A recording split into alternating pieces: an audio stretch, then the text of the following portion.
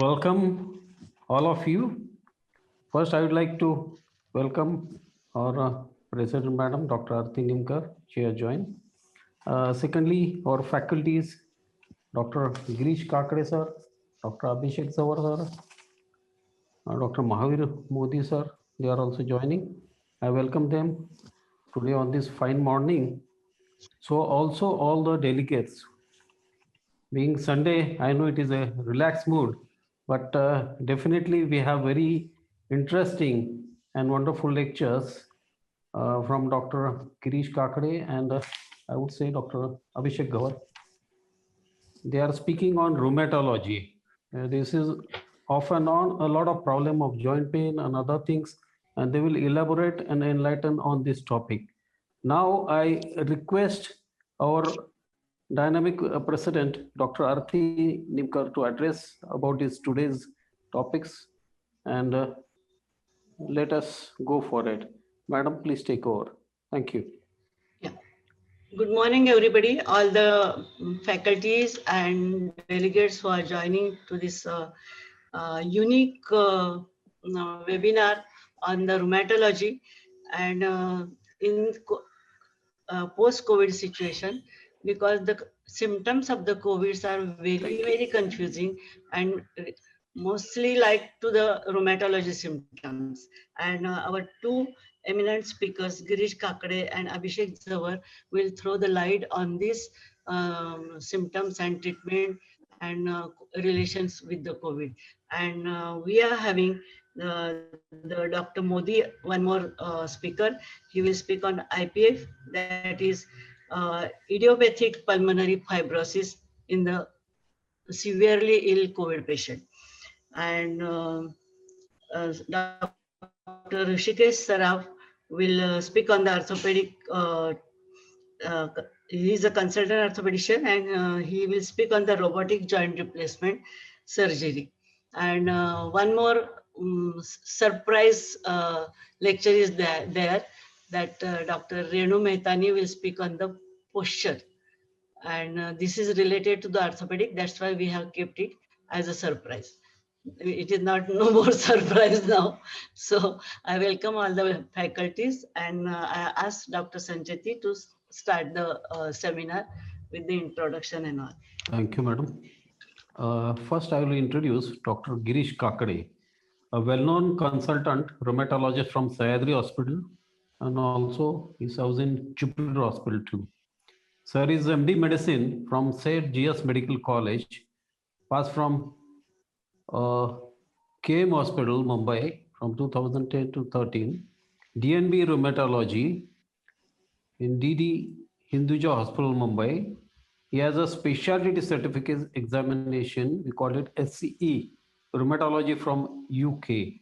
So also he's a international fellowship in rheumatology, London, under the Royal College of Physicians, NHS Trust.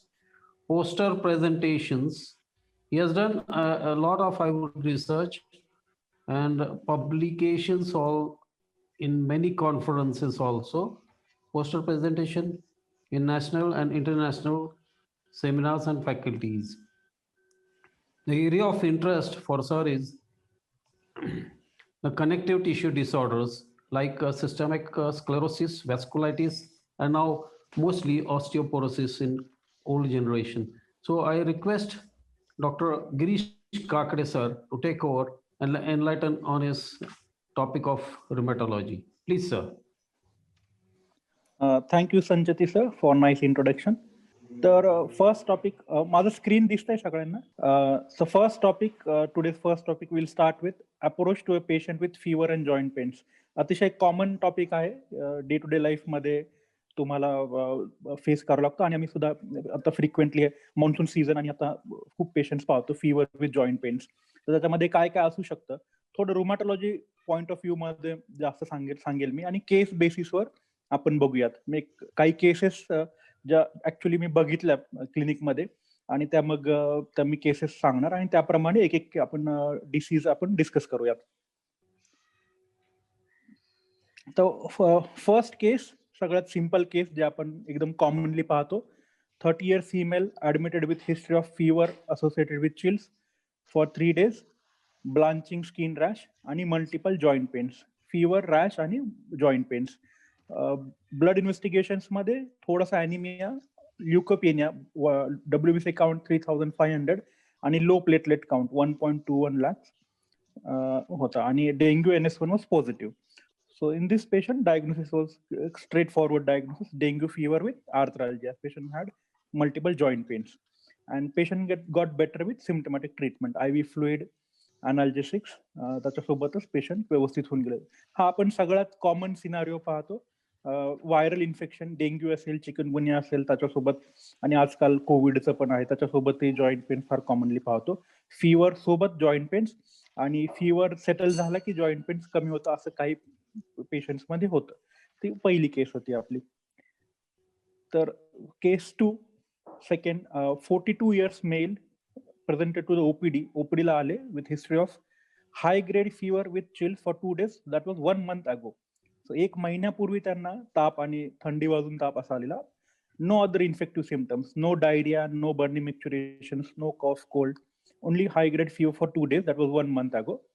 आणि त्याच्यानंतर त्यांना पॉलिऑर्टिक्युलर joint pens आणि swelling चालू झालं, म्हणजे मल्टिपल जॉईंट पेन आणि सूज सुद्धा यायला लागली. एक्झामिनेशनवर आता टेम्परेचर नव्हतं, he is afebrile, systemic examination normal, आणि मस्क्युलोस्केलेटल एक्झामिनेशनवर स्मॉल आणि लार्ज जॉईंट्स मध्ये स्वेलिंग होती.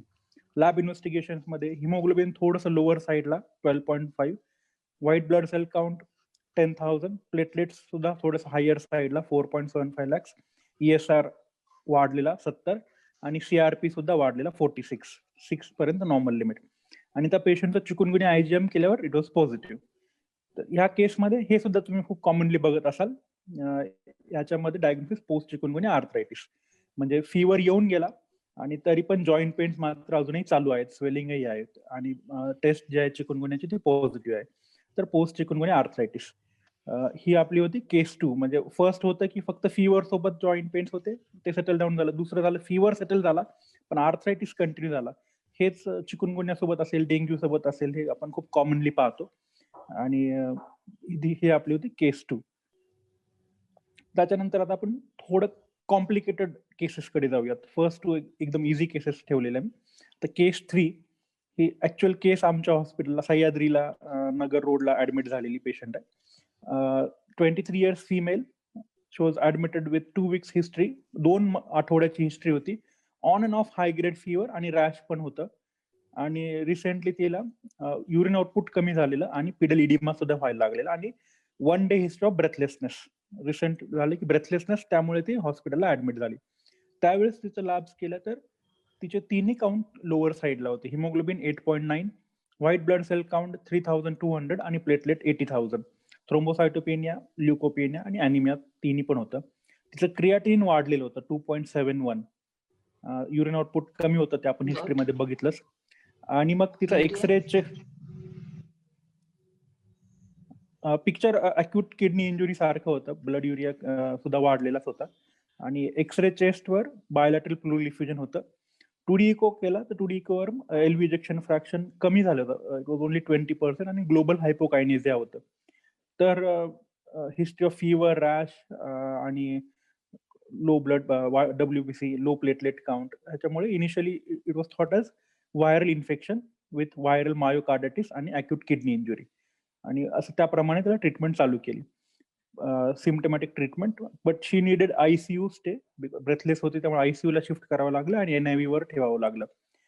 पण काही दिवस जाऊनही ट्रीटमेंटमध्ये इम्प्रुव्हमेंट न झाल्यामुळे initially nephrology, because creatinine was high, आणि rheumatology opinion was also taken, कारण सिम्पटम्स परसिस्टंट होते, फीवर येतच होता. Viral fever more than 2 weeks चालू आहे, ऑड आहे, ते ऑड होतं, आणि पेशंटची सिम्पटमॅटिकली इम्प्रुव्हमेंट होत नव्हती. मग इन्फेक्शन वर्कअप झालेलं, ब्लड कल्चर्स झालेले निगेटिव्ह होते, व्हायरल मार्कर्स HIV, HBCG, अँटी-HCV निगेटिव्ह होते. बाकी सुद्धा काही व्हायरल मार्कर्स फिजिशियननी केले होते, ते निगेटिव्ह होते. CT स्कॅन, इमेजिंग वगैरे झालेलं, other infection workup was negative. आणि युरिन रिपोर्ट झालेलं, युरिन रुटीन, त्याच्यामध्ये प्रोटीन वॉज 3+, RBC 25 to 30 आणि WBC 15 to 20. आणि मग युरिन कल्चर ही केलेलं, ते निगेटिव्ह होतं. मग त्याच्यामध्ये 24 hour युरिन प्रोटीन केलं, ते 2800 मिलीग्राम, म्हणजे जास्त होतं. नॉर्मली लेस दॅन 500 मिलीग्राम्स, आपण लेस दॅन 300 नॉर्मल पकडतो, ते मोर दॅन 2800 होतं.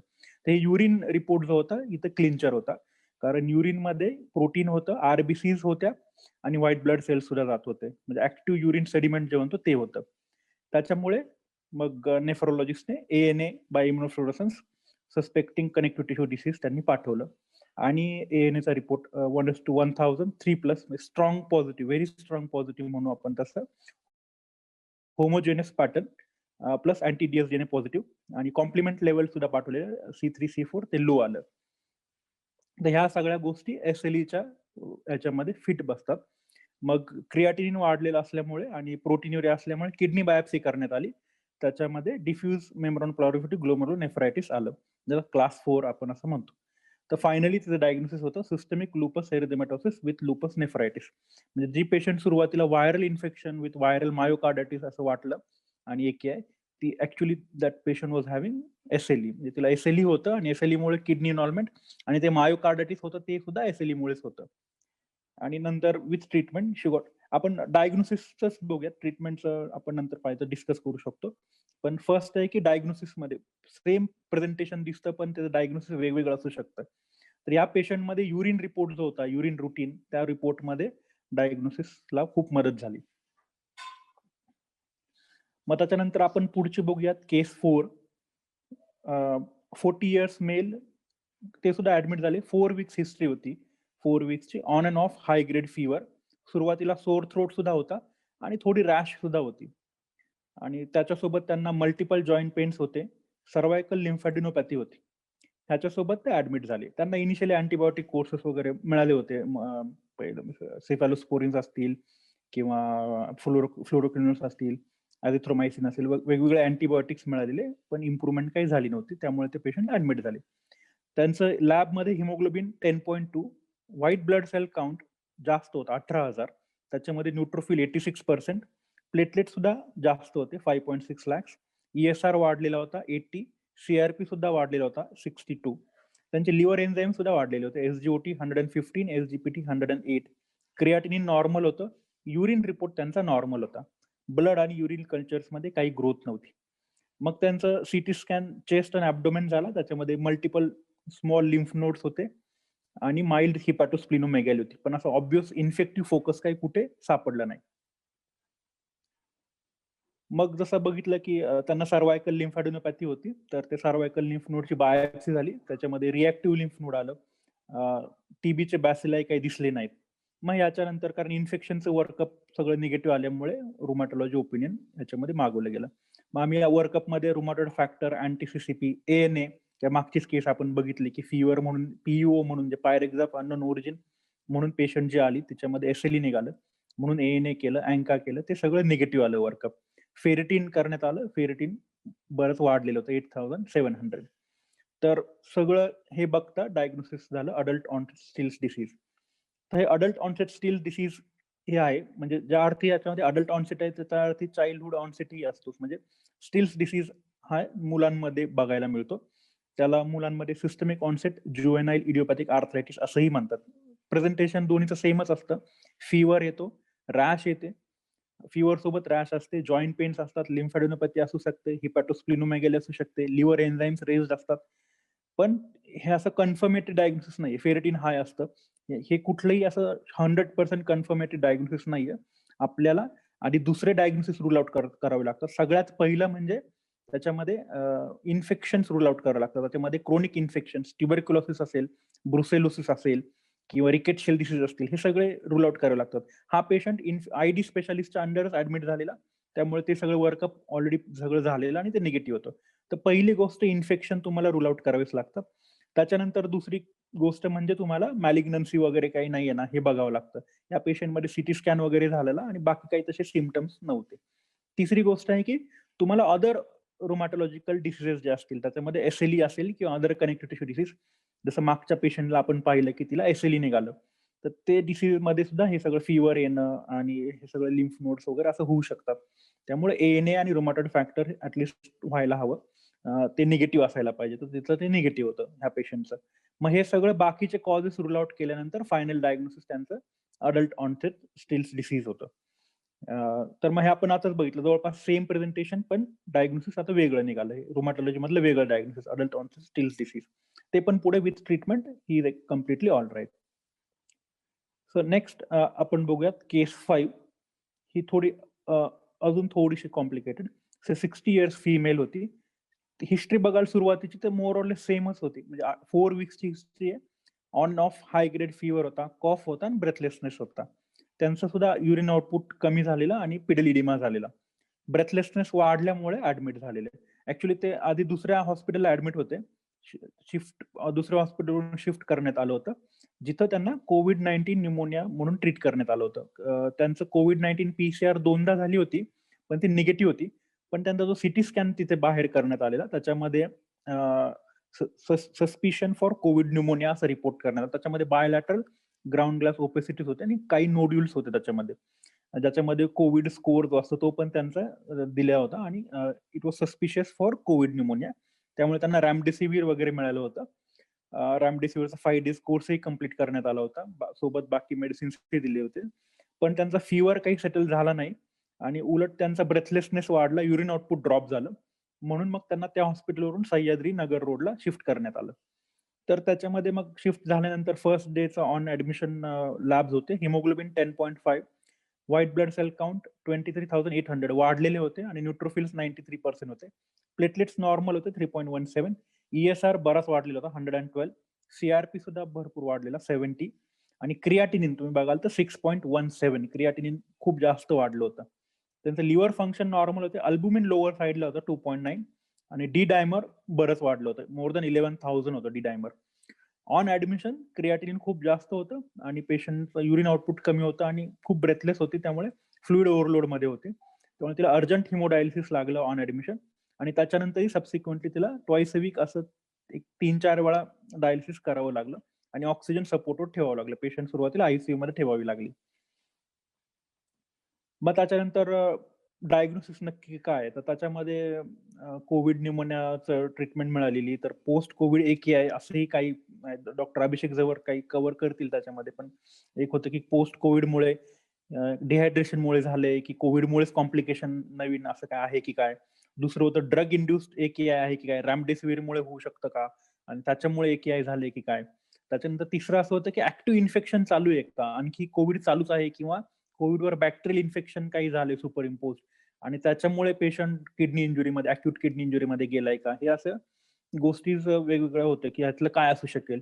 मग त्याच्यासाठी फिजिशियन असतील आणि आमचे ID स्पेशालिस्ट असतील, त्यांनी पूर्ण इन्व्हेस्टिगेशन केले. ब्लड आणि युरिन कल्चर्स पाठवले, ग्रोथ नाही.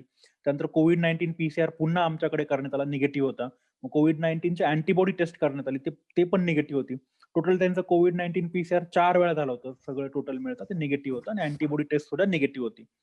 मग ID स्पेशालिस्टने डिटेलमध्ये बघितलं आणि Sir, त्याच्यामध्ये sorry for interruption. Someone wants to in English only. They don't understand Marathi. So Okay. please continue in English also. Thank you, sir. Okay.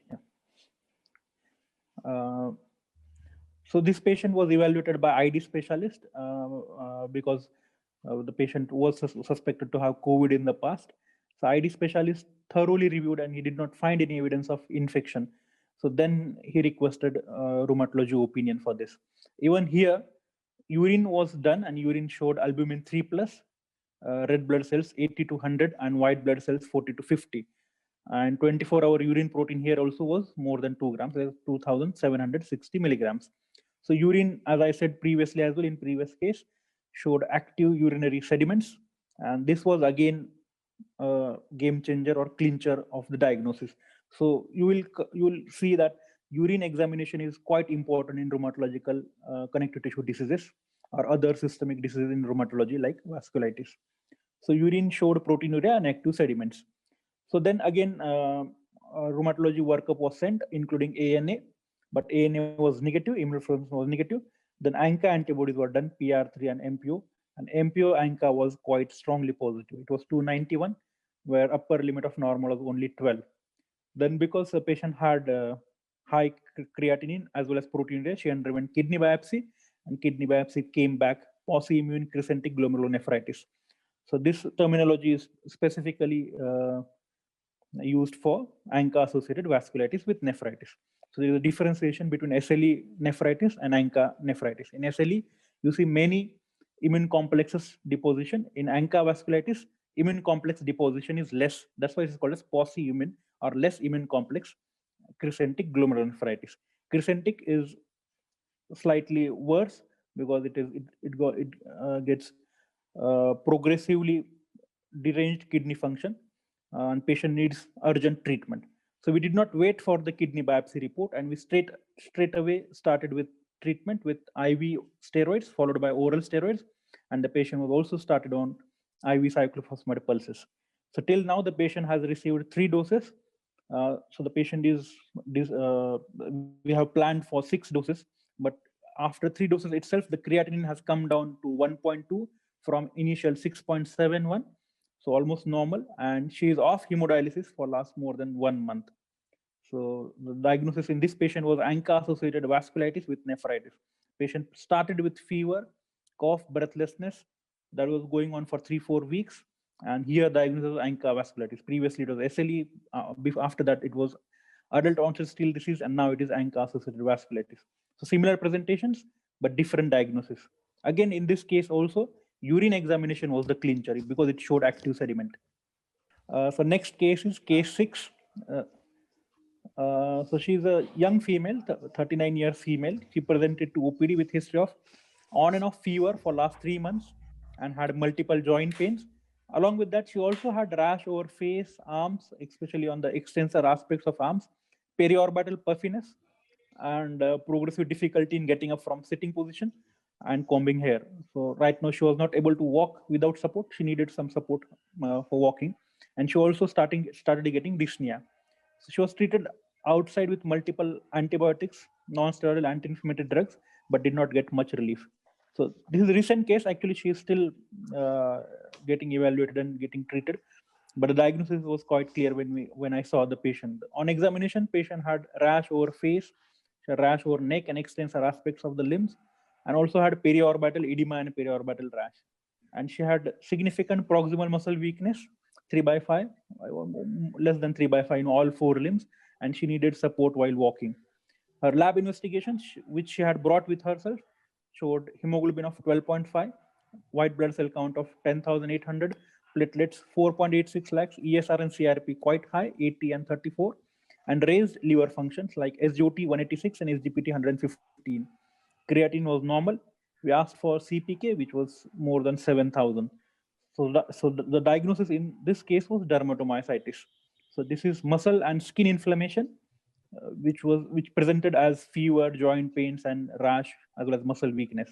So again, different disease presenting as fever and joint pain, but it also had additional features of rash and muscle weakness. So then next was case 7. This was a 23 years young girl. She was referred by one of my known orthopedicians suspecting as ankylosing spondylitis. And she presented to OPD with 4 weeks history of on and off low-grade fever, low back pain, which was continuous, but it was more in night. She could not sleep in the night because of pain. And the orthopedician had done MRI lumbosacral spine, which had shown right-sided sacroiliitis with adjacent soft tissue involvement. Her investigations showed mild anemia with 10.5 hemoglobin. WBC count and platelet count were normal. ESR was raised 102 and CRP was also raised at 56. X-ray chest was normal.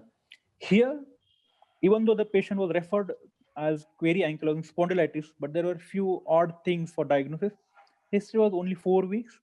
Other thing was she also gave history of fever, and other thing is she did not give history of early morning stiffness, and she did not feel any relief with rest, any relief with exercise as well, activity. She had continuous low back pain, and her MRI spine showed only one-sided sacroiliitis with soft tissue involvement as well.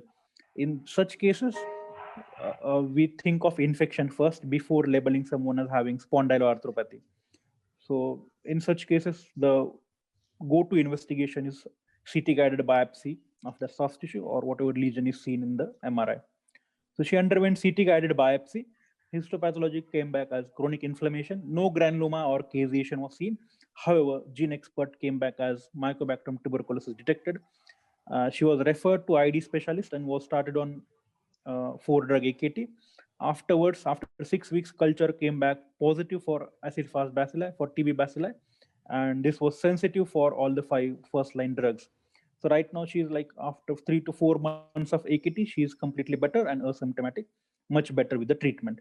So again, patient was referred with fever and some joint pains, but suspecting rheumatological condition, but it came out to be infection and not rheumatological condition. So not all patients like this will have rheumatology condition. So we have to have high index of suspicion for infections, especially TB in chronic conditions. Then the last case, case 8, this was this case actually is not my personal case. I have not seen this. This case is from one journal where they had reported a case report. I thought it's quite interesting and suits our today's topic. That's why I took from the journal. So in that journal, that was 38 years male. He was referred to rheumatology department by orthopedician. That male suspecting SLE, and the patient had 3 weeks history. He had multiple joint pains, mainly asymmetric. It described left wrist, left ankle. It was asymmetric arthritis and intermittent low-grade fever. His lab investigation showed normal hemoglobin, white cell count, and slightly higher platelet counts. Creatinine, LFT were normal. CRP was also normal. His ANA by immunofluorescence done was quite strong positive, 1:640, speckled pattern. Anti-CCP was negative. With this investigations done by orthopedicians, the man was referred to dermatology department suspecting SLE. But here, if you see, like, there's only 3 weeks history. Patient is having low-grade fever and joint pains. They thought of, they evaluated further. They took history and it came out the patient had history of multiple sexual partners. They did urine PCR for gonorrhea as well as chlamydia trachomatis, which came positive for chlamydia. So the diagnosis in his case was reactive arthritis secondary to sexually transmitted disease, and he was treated with azithromycin for 2 weeks along with non-steroidal anti-inflammatory drugs, and his symptoms resolved. Here you can say is, even though ANA was positive, the patient did not have SLE. So we have to take test with pinch of salt. Not all tests will have confirmed diagnosis. So infection can cause false positive antibody tests like rheumatoid factor, anti-CCP, ANA. All these are antibody tests, so they can come false positive. So these were different 8 cases that we saw. Some of them were simple like dengue fever. Second one was like post chikungunya arthritis. We also saw patient presenting as patient of SLE presenting as fever, patient of adult onset steel disease, dermatomyositis. Then we also saw infections mimicking as rheumatological conditions. So how to approach? To approach to a patient with fever and joint pains, first of all, you have to see few points, whether it is acute or chronic. When we say acute, if the symptoms are less than 6 weeks, we say it is acute condition. If symptoms are persistent more than 6 weeks, then it is chronic. Why do we see that? Because whenever there is viral infection like dengue, chikungunya, usually symptoms should resolve within 4 to 6 weeks. So up to 6 weeks, symptoms should resolve. If symptoms are persistent more than 6 weeks, then patient needs further evaluation. And the diagnosis also differs whether it is acute or chronic. Then number of joints involved, whether it is single joint causing monoarthritis, whether it is affecting 2 to 4 joints causing oligoarthritis, or more than 4 joints causing polyarthritis. Again, depending on that, etiology differs. And we also have to see absence or presence of other extra articular or systemic features, like whether there is rash, whether there is lymphadenopathy, whether there is any other like oral ulcers, muscle weakness, any other things that you can find out in a patient. So other features as well as like pedal edema, decreased urinary output, breathlessness, any respiratory symptoms or respiratory findings, those things. So depending on that, we can see like monoarthritis. Suppose patient comes with like suppose fever and only one joint swelling is there. So if that is a scenario, fever and one joint swelling, you have to always think of infection first. So monoarthritis with fever, always think of infection first. Whether it is acute or chronic, whether it is less than 6 weeks, more than 6 weeks, always think of infection. In acute condition, less than 6 weeks, infection like gonococcal infections or non-gonococcal like Staphylococcus aureus, they are common infections. So you will have to refer to orthopedician or refer to rheumatologist to look for whether it is infection. The best investigation is to aspirate the joint fluid and send for microbiology and cultures. So if infection is ruled out, then other possibilities are crystal arthritis like gout, then different possibilities like hemarthrosis, trauma, or reactive arthritis in acute condition. In chronic condition, chronic monoarthritis can be chronic infection like TB, brucellosis. Again, you have to aspirate, you have to look, we can look for other systemic evaluation, look for chest or other imaging to look for any other finding for infection. But if not, then we have to aspirate the joint and send for microbiology. And the other like PVNS, like pigmental villonodular synovitis, another or inflammatory. Sometimes rheumatoid arthritis can start as a monoarthritis. So, but that should be kept below infection. So next is oligoarthritis, when 2 to 4 joints are affected. Again, infection will come higher. Depends on how is the presentation. If the patient is elderly lady with diabetes, not well controlled diabetes, comes with fever and oligoarthritis, again you have to think of infection. Or someone with multiple sexual partners comes with fever and oligoarthritis, you have to think of sexually transmitted diseases like gonococcal infections. So we have to think of gonococcal or other gonococcal, non-gonococcal infections, infectious endocarditis, or viral infection, like we say, acute condition, less than 6 weeks, viral infection can cause fever with oligoarthritis. Post-infectious, that means infection has gone, but there are still joint pains, oligoarthritis, then reactive arthritis or post-viral arthritis, just like we saw post-chikungunya arthritis. And sometimes rheumatological conditions like spondyloarthropathy, RA, adult onset still disease, crystal arthritis, and SLE can present with oligoarthritis along with fever. In spondyloarthropathy, especially inflammatory bowel disease, patient is having inflammatory bowel disease, loose motions and blood in stools, those patients can have fever as well as joint pains. And now polyarthritis. So this flow chart is mainly for chronic, more than 6 weeks duration. In acute condition, viral infection can cause fever with polyarthritis. Any viral like dengue, chikungunya can cause polyarthritis. In chronic conditions, we have to see if the joint involvement is more than systemic feature or whether systemic features are more than joints. Left hand side, if joints are more than the systemic features, then the possibility of rheumatoid arthritis or spondyloarthropathy are more. But if systemic features, fever and other symptoms are more as compared to joints, then we have to think of connective tissue diseases like SLE, scleroderma, primary Sjogren syndrome, mixed connective tissue disease, myositis or vasculitis. So depending on whether joint symptoms are predominant or systemic symptoms are predominant, these two categorization we can do. So I'll just go through systemic lupus erythematosus because it is prototype of connective tissue disease, most commonly seen, and we often come across this condition. So let's just go through this condition. So it is a chronic multisystem autoimmune connective tissue disease of unknown etiology, which is characterized by involvement of almost every system of body. So any system in the body can be affected by SLE. It is usually seen in young females. Female to male ratio is 9:1, but can be seen in males, especially young. And in male, SLE is slightly having worse prognosis as compared to female SLE. It usually occurs between 15 to 45 years of age. 90% cases are during childbearing age group, but rarely you can see in late adulthood as well. And even in children, we can see, young children, also we can see SLE. So clinical features are fatigue, fever, loss of appetite, weight loss, joint pains, arthralgia or arthritis, swelling with joint pains, photosensitivity, butterfly rash over cheeks, discoid skin rashes over face or over scalp, hair loss, mouth ulcers, anemia, vasculitic rashes. So these are the different clinical features. So we can see some pictures. Left hand side, so butterfly like rash over face. Right upper hand side, discoid rash, disc-like hair loss is seen. Middle side, you can see palatal ulcer, red palatal ulcer is seen. Below, you can see rash on the pinna, which is typical of SLE. Then again, rash over face, butterfly-like rash and over the face. So SLE can also affect every organ system of the body. So commonly affected and prognostically important systems are kidneys. which it can cause lupus nephritis, as we saw in the female patient.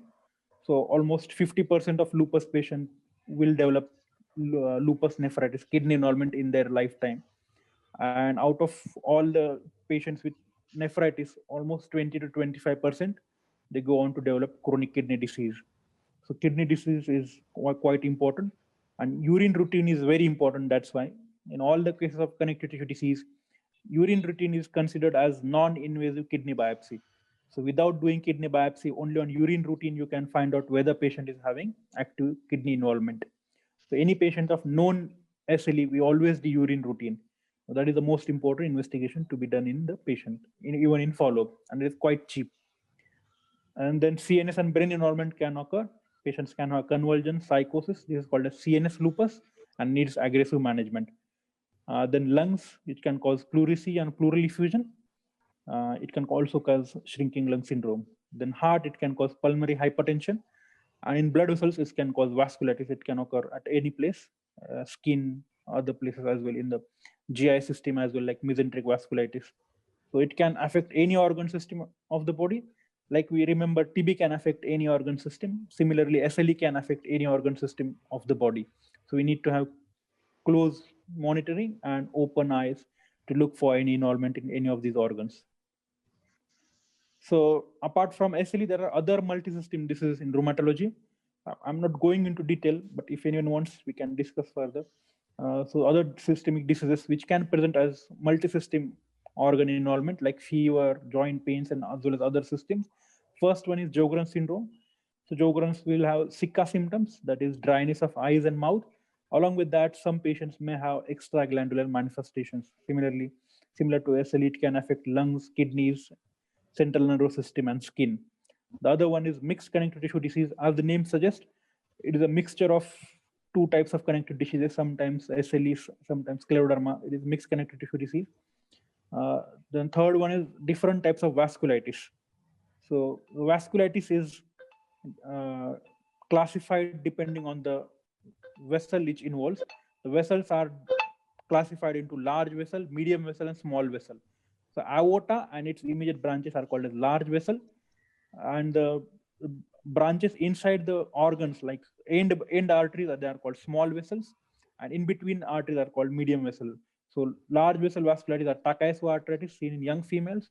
Giant cell arteritis is seen in elderly population. Giant cell arteritis is less common in India. It is more common in European and UK population. Medium vessel vasculitis like polyarteritis nodosa previously used to be seen with hepatitis B. Now, because hepatitis B is going down, the incidence of polyarteritis nodosa has also gone down. Then small vessel vasculitis, commonest is ANCA-associated vasculitis. There are three main groups of ANCA-associated vasculitis. First one is GPA, or granulomatosis with polyangiitis, previously called as Wegener's granulomatosis. Then second one was microscopic polyangiitis. Third one was eosinophilic granulomatosis polyangiitis, previously called Church-Strauss. So one of the patients we saw had ANCA-associated vasculitis.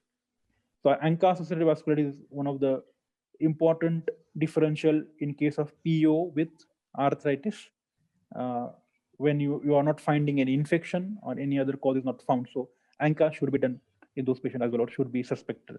Other condition is sarcoidosis. It can cause arthritis, chronic cough, sometimes fever as well. Next one is adult onset still's disease. We saw in one of the cases. It presents with unexplained fever, rashes over body, and arthritis, and other typical laboratory features like raised WBC count with neutrophilia, raised platelet count, raised ESR CRP, raised liver enzymes, hepatosplenomegaly, lymphadenopathy, and absence of any infection. No infection is found. Absence of any other rheumatological condition, negative rheumatoid factor and ANA. You have to rule out malignancy as well if the patient is elderly or any symptoms are like that suggestive. And then diagnosis of adult onset still's disease can be made. And the last one are polymyositis and dermatomyositis that we saw one of the patients. Inflammation in the muscle, in polymyositis, and in dermatomyositis, muscle as well as skin. So weakness in muscles and skin rashes. So these can present as fever and joint pains, and they might have other additional features like muscle weakness. So take home message from today's talk, I want all of you to take home message. Viral infections are a common cause of fever and joint pain, no doubt about that. So viral infections are common causes. However, patients with fever more than 2 weeks or joint pains more than 4 weeks, or those patients who have other systemic features, like there is some additional thing going on, like creatinine jumps or pedal edema is there, breathlessness is there, muscle weakness is there, some additional feature, rash is there, persistent rash, ongoing fever for more than 2 weeks, should be referred for further evaluation. Depending on whether you feel it is infection going on or you feel some rheumatological condition, if it fits into SLE or something like that, you can refer to rheumatologist, or if you feel infection needs to be ruled out, you can refer it to ID specialist, but needs to have a good further evaluation. And connective tissue diseases, vasculitis, and other systemic rheumatological diseases are important differentials in patients with PO and multi-system involvement. These are often overlooked, these are often not diagnosed, they are missed, and patients are often treated with antibiotics. Sometimes patients are started on empirical AKT, but patients don't improve. And then finally they get diagnosed, but by that time, sometimes their kidneys get damaged, or some damage might happen to other organs as well. So we should always keep these in mind. Always rule out infection first, always think of infection first, but also keep back of the mind that patient might have some connective tissue disease, vasculitis, or other systemic rheumatological disease.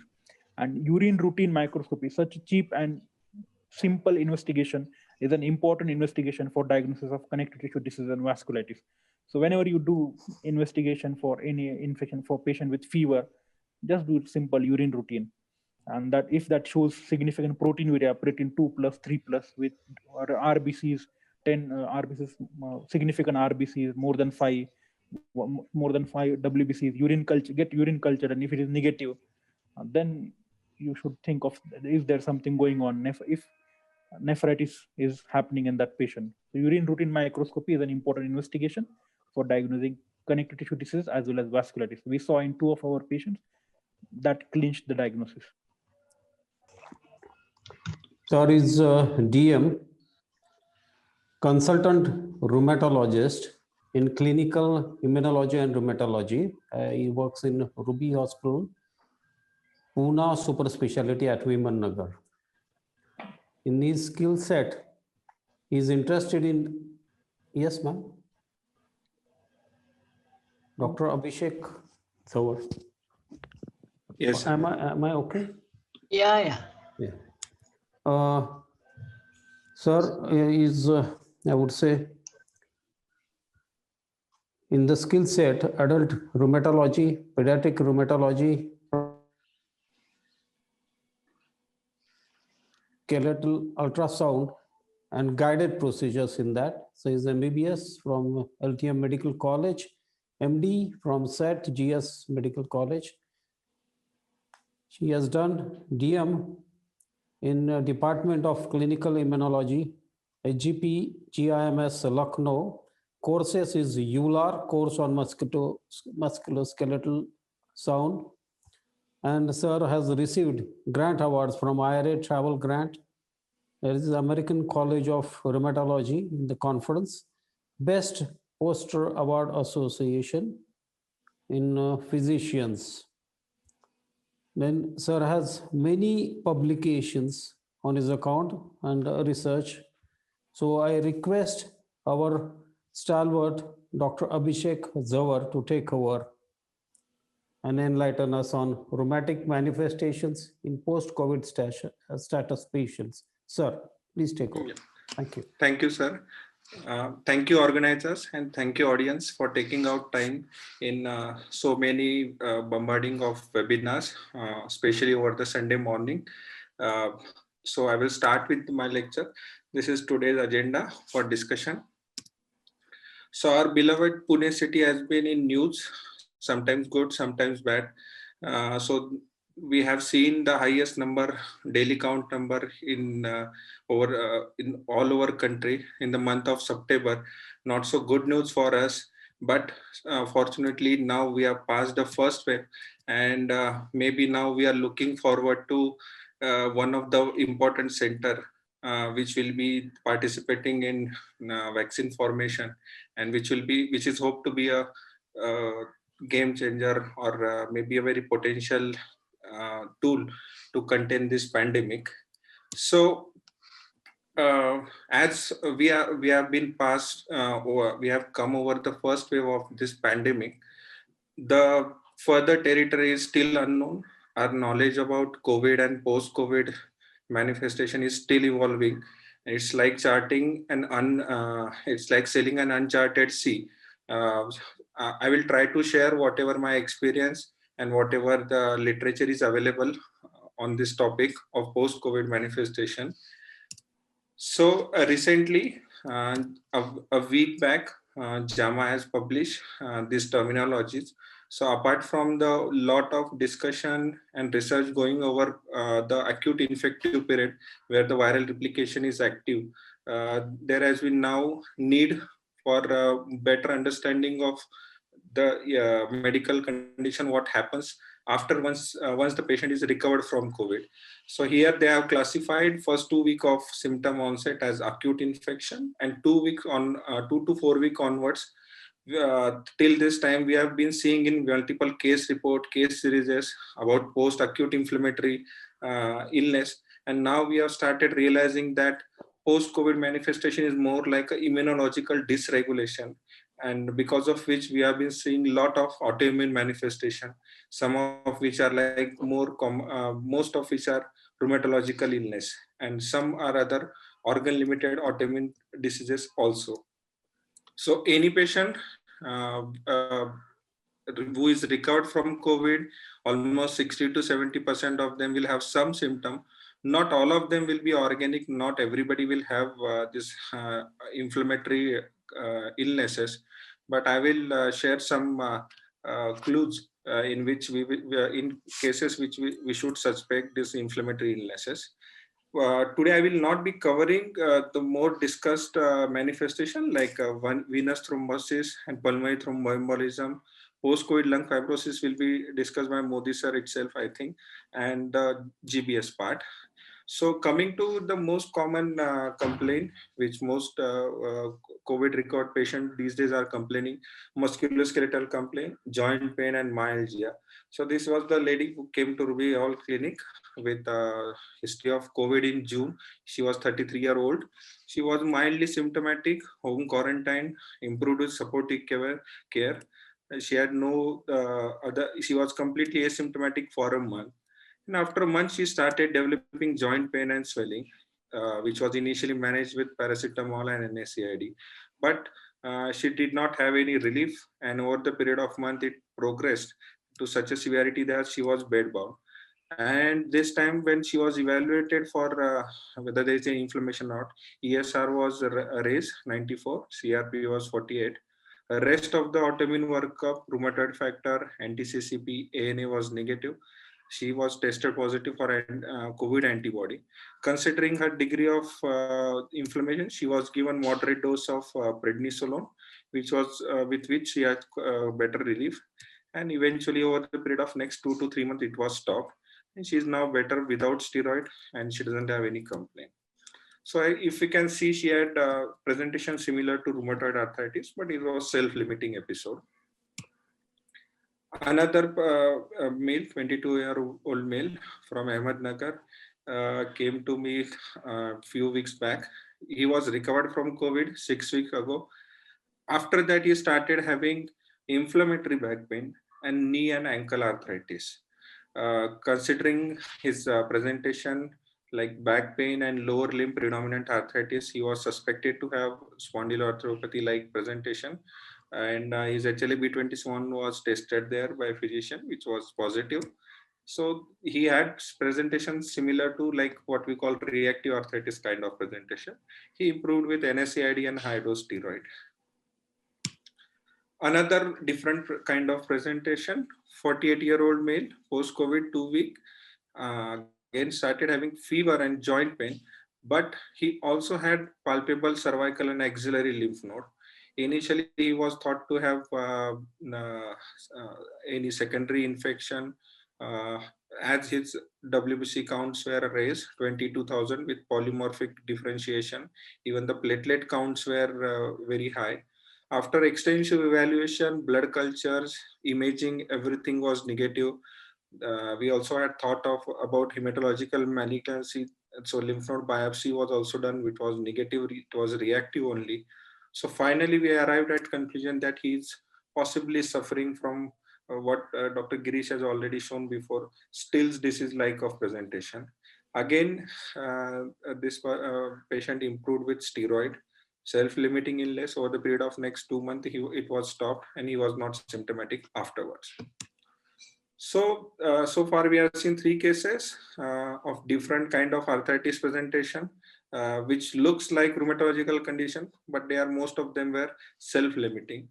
The next question now we are facing is, can it trigger chronic arthritis? So now the case reports, sorry for that. So now we are getting case report, as it's been like already 8 months since pandemic has started. So the more and more chronic cases, arthritis cases has also been seen. As you can see, this is case from Rheumatology Oxford reported. This was a case of psoriatic arthritis, which was triggered by COVID infection. So in this case, this was a 28-year-old male with a family history of psoriasis. He did not have any symptom. He started having this knee pain and swelling, and which was preceded by loss of taste and loss of smell. His COVID RT-PCR was negative at the time of presentation. His MRI of knee was showing joint diffusion, synovitis. MRI sacroiliac joint was showing bilateral sacroiliitis. He also had this patch which was resembling psoriasis. Skin biopsy confirms psoriasis, and the arthroscopy also showed bilateral knee arthritis. His knee synovial fluid was negative again for RT-PCR, but the knee synovial fluid showed and blood both showed presence of COVID antibody. So this was thought to be a presentation case of psoriatic arthritis, which was triggered by COVID. So COVID can trigger chronic inflammatory arthritis. This can be true for at least subset of population, especially individuals who are prone for the autoimmune disease. Usually they have family history of autoimmune illness in their blood relative, first to second degree relative. Another triggering factor which can contribute to autoimmunity in this patients is smoking, presence of smoking. We need to identify these cases because early initiation of DMARD will be prudent in these cases, so that we'll be able to contain the disease progression. And so not all cases are self-limiting. If any post-COVID arthritis is going beyond 6 to 8 weeks or 2 to 3 months, we should really think whether he is having any chronic autoinflammatory disorder, which is triggered by COVID illness. Another case, 58-year-old female. She had again fever, track of myalgia.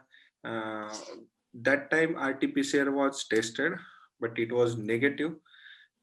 She was then, after 3 weeks, she started having dyspnea on exertion, cough, dysarthria, dysphagia, and severe generalized weakness. So what initially thought just like myalgia slowly progressed to such a state that she was not able to get up from her chair. She was not able to go to the daily hygiene activities. And then she was admitted at Diva Patil Medical College. And at this time, we suspected myositis, considering her generalized weakness, and her CPK was raised 700. COVID antibody was also this test. This is the similar case I've taken from internet. So in her case, anti-SAE body and anti-Rho was positive. Her muscle MRI showed paraspinal and the thigh muscle myositis, and muscle biopsy was showing features consistent with dermatomyositis, like perivascular and perimysial infiltrate. A similar observation has been also noted by our rheumatology colleague in Mumbai, and this is the case report which has been published in JAPI last month by Dr. Yojana Gokhale, and they have published myositis is otherwise quite rare rheumatological disorder with the prevalence of 1 in 1 lakh. But over the period of 2 months, they have seen almost 5 cases, and most of them had some features to suggest they had COVID. Some of them were RT-PCR positive, some of them had antibody positivity, and many of them had truly positive antibody positive inflammatory myositis.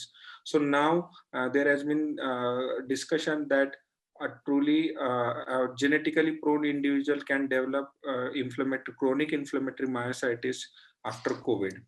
So myalgia is otherwise quite common complaint in most of the patient.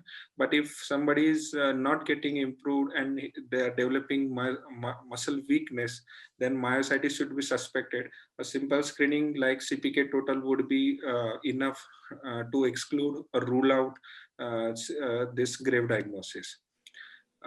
We should not forget, though many of them can have um, inflammatory condition, but COVID also is taking mental health toll, and many of them are suffering from fibromyalgia, anxiety, post-traumatic stress disorder especially after a period of confinement and quarantine, and some of them are also going into depression. These conditions can also give rise to myalgia joint pain, but in this condition, ESR, CRP, and rest of the evaluation workup will be negative. Coming to pulmonary complaints, so this is a little different kind of presentation. This was a 44-year-old male from Vishantwadi, non-smoker. He had COVID-19 in May 2020, and again managed with just home quarantine and supportive care. After a month, he started noticing some dyspnea, but ignored that it could be just part of generalized weakness after COVID. But slowly this neon exertion progressed, and then he needed uh, oxygenation to have maintained saturation. Considering possibility of reinfection, RT-PCR was done again. It was negative. It wasn't showing anything, but he needed BiPAP to maintain saturation. Repeat CT was done. Now this time it was showing features which are like typical of post-COVID fibrosis, like peripheral honeycombing, interstitial thickening. This time, he was thought to be having end-stage fibrosis uh, by the treating physician, and he was advised to continue for home oxygenation and BiPAP. But again, he was shifted to Ruby Clinic, and then after careful history, it was noted that he was having dry cough, which was treated like asthma for a year at least, and he used to complain intermittent joint pain since last 6 months. Considering a possibility of something which we might be able to treat, we sent all workup, and his ANA was positive 2 plus 1:320 fine speckled, and dsDNA was also strongly positive with immunofluorescence method. So he was started on high dose steroid and mycophenolate mofetil. Fortunately, we were able to wean him off a ventilator, and after keeping him for room air, we discharged patient, and patient had gone home on room air itself. So the learning point was not all patients in post-COVID can be just end-stage fibrosis. Some of them especially can be having pre-existing undiagnosed connective tissue disorder, and it might be what we might be seeing afterward is the exacerbation of the underlying connective tissue disorder. So whenever possible, we should be sending workup for evaluation of connective tissue disorder, and if we get possibility, we can really treat this patient, and they won't need just the palliative care.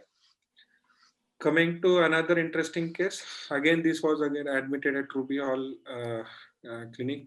One of the very keen relative of cardiologist, 28-year-old male, recovering from COVID. He again was discharged home, came within 5 days to the hospital with acute abdominal pain, initially thought to have intestinal obstruction, but the CT scan was showing bilateral renal artery thrombosis and renal infarct. He was already on low molecular weight heparin, considering high D dimer level, but but still he has developed bilateral renal artery thrombosis. So he was suspected to have something which is underlying hypercoagulable state, and we have sent for lupus anticoagulant and anticardiolipin antibody, and both were tested positive. Since he was already on therapeutic anticoagulation, it did not improve his creatinine level. We had gone ahead with thrombus aspiration and stenting, with which he had shown some improvement, and again he was discharged home. We have seen again similar case with 26-year-old female, again medico, with same kind of presentation, just with but unilateral renal artery thrombosis. So the venous thromboembolism has been already known, but arterial thrombosis involving major organs like kidney, now we are starting seeing those cases. Though it's rare, but again the possibility of antiphospholipid syndrome should be suspected in these cases. And there have been case reports. This is meta-analysis taken from Annals of Vascular Surgery. Here they have presented 90 patients data.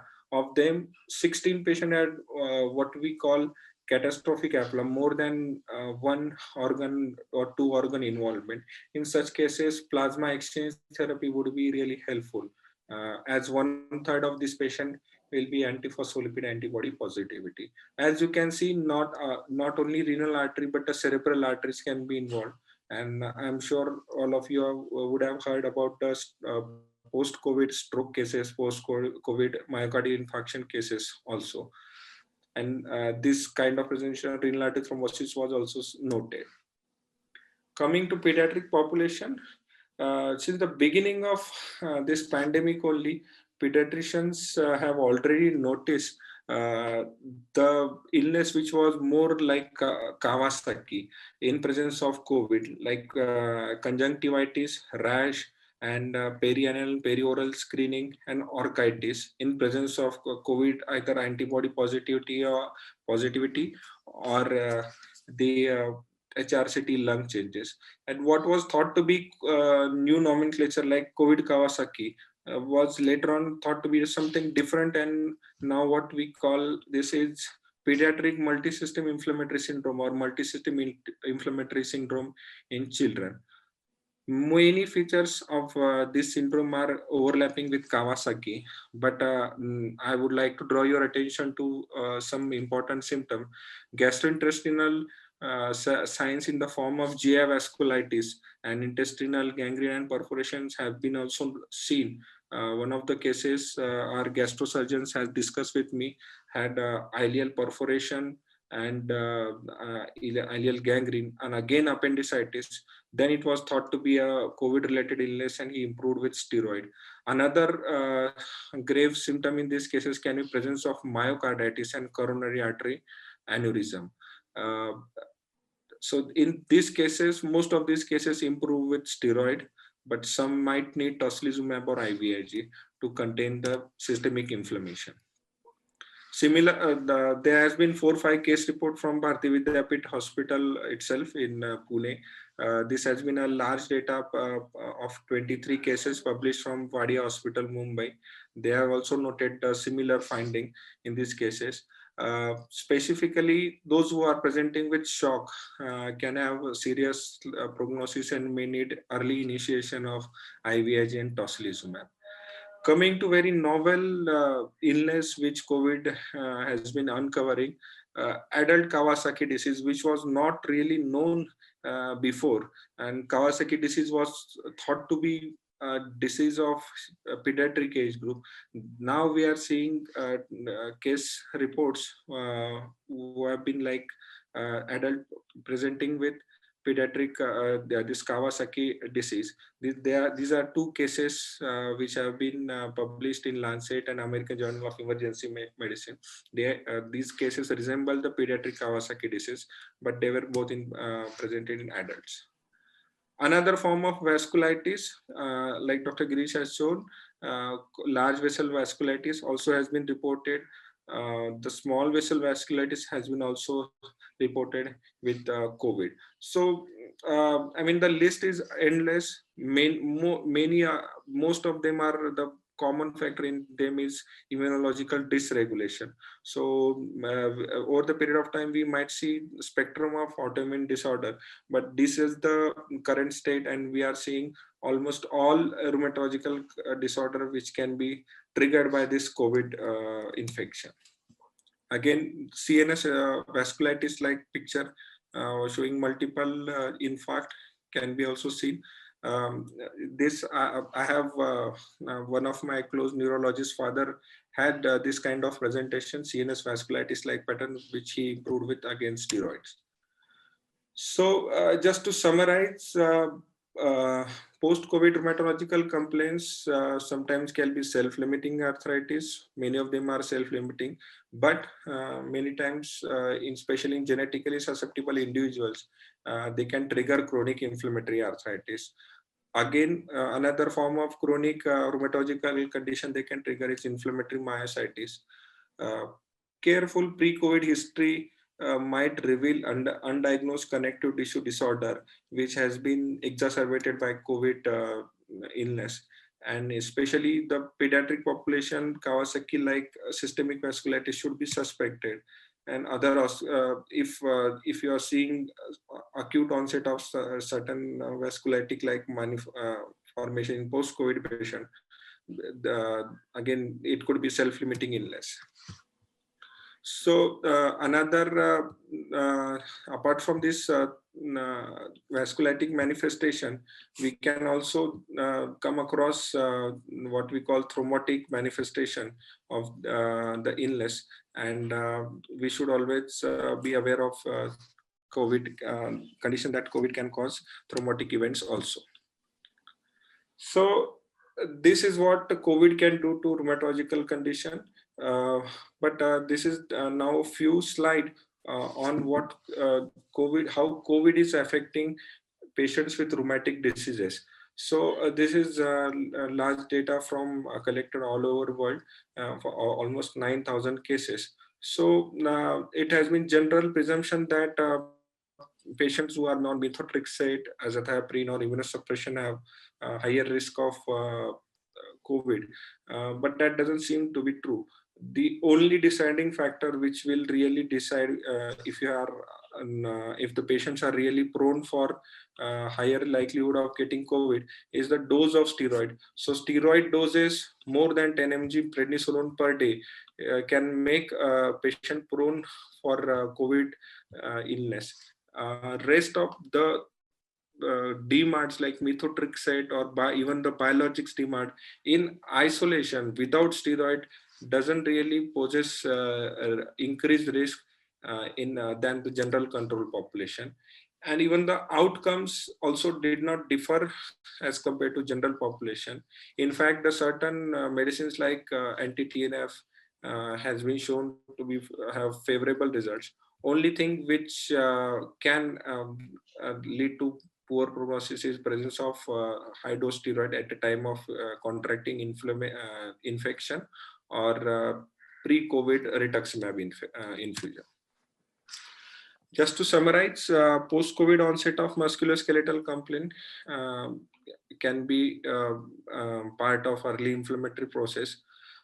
Just these four simple tests, CBC, ESR, CRP, and CPK total, can fairly exclude 80% of the inflammatory disorder, especially for joint pain. Is there any inflammation or not? Is there any systemic inflammation can be ruled by ESR and CRP, and looking at total WBC count and thrombocyte count. If patient is complaining of myalgia, weakness, doing just CPK total can really exclude presence of myositis. If patient is having thrombotic event, then he must be screened for antiphospholipid antibody because that would really change the prognosis of that patient. Thank you for your patient listening. I would like to take any questions if you have. It is good that I would say due to unfortunate COVID, we are learning a lot of diseases, connective tissue disorders, just like SLE used talked of this thing, Still's disease also. And yes, you have checked a lot of diseases came up in pediatric also. like myositis you have seen in Bharat, as you said, and a lot of research paper are also going on. So let us also know exactly what is going on in latest in rheumatology, and we will keep in touch with you. And any question and answers we can take up later from our all the delegates. Thank you, sir, for joining, and thank you, IPCA also. I think Rohidas is also joined. Thank you for, I would In say, the delegate. enlightening us on a very beautiful. Thank you. We'll give that. Thank you, madam. Yes. Yeah. Yeah, thank you. Next, Everything is confusing lecture, in the can you go COVID ahead? era. And so we have to distinguish the things separately and take it away from the COVID and diagnose and treat, I think. Madam, till then, I think Dr. Zawar sir, can you just take us for any other rheumatic problems or any of the case in sir join? 1 or 2 minutes he'll take. Yes, Kakra sir. sir I or Zawar mean, sir? Are you yes, sir. there? Yes, sir. I'm here. I think there are sir, two questions I would You like to can take. explain something else from rheumatology. And then you Yes, sir. can join. Yes, sir. I mean, I think many of them would like to know for hydroxychloroquine and COVID and its cardiovascular safety. So I would just like to go for that. Using hydroxychloroquine in rheumatoid arthritis or patient Any without questions? any. Questions? There are two questions. Yes, sir. Yeah, I think. Yeah, there are two questions. The first from. If patient has COVID, तुला mute कर.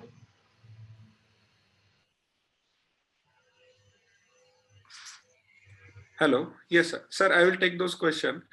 First question is by Dr. Nilesh Gujar, sir. If a patient has COVID 2 times, then what are the chances of these illnesses? I think we still don't know answer to this question.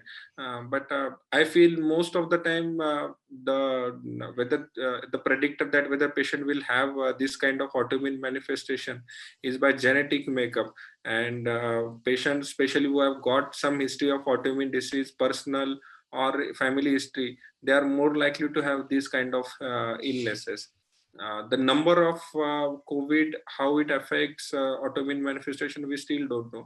But what we know, one thing is for certain: the second infection of COVID can be severe, and there could be more immunological dysregulation with respect to lung, at least that we know. I think Dr. Modi sir has joined. I would introduce Dr. Mahavir Modi. Sir is a stalwart in chest medicine. Special achievements, I would say, organizing committee active member, ILDICONS conference, Pune in 2017. Sir regularly conducts road preview program with Sandeep Salvi Chest Research Foundation, Pune. PHFI course director in Pune for asthma and COPD. Asthma म्हटलं का सरांना आपण म्हणतो का doctor Mahavir Modi त्यांच्याकडे refer करावं. Regular write up in renowned journals of chest medicine. Original paper on TBNA in BronchoCon. Sir has got a second prize in that. Fellowship in Interventional Pulmonology, Italy, under the guidance of Dr. Stefano Gasparini. Turkey. Presentation on BPS anatomy and CT chest and transbronchial. So I request Sir to take over. Thank you, sir. Thank you so much for all wonderful words, and thank you IMA for always inviting me for this wonderful platform, and especially in COVID era, keeping all our medical fraternity always alive. So basically, as we all that I am talking about the post-COVID fibrosis, but somehow the topic which is allotted to me is not about the post-COVID fibrosis, but it is basically about knowing about the interstitial lung disease and the management about idiopathic pulmonary fibrosis, what is IPF, what I will be labeling it as. The topic which is chosen is ILD along with the rheumatological other topics. The keen interest behind all these talks is, I feel, that rheumatology and pulmonology, especially when you're going about the thinking about pulmonary complications about rheumatological diseases. So most of the time, we both have to work hand in hand, like Dr. Jhanwar also I have in Ruby. So we have a lot of cases to where we need each other's opinion, and that's the reason I think that rheumatological manifestations and ILD, they are been shared in the same platform.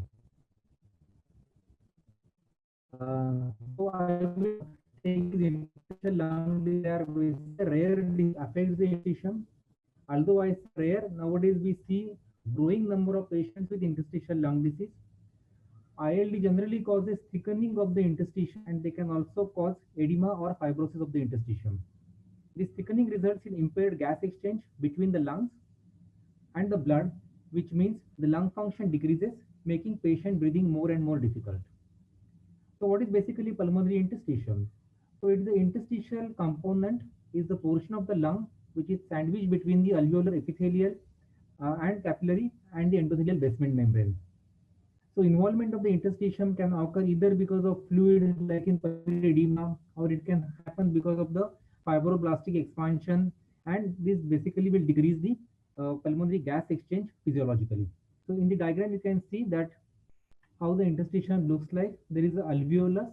Around the alveolus, there is a alveolar epithelium, and then there are capillaries, and there is a capillary basement membrane. So there is a very thin space between the alveolum and the blood vessels, which is called the pulmonary interstitium.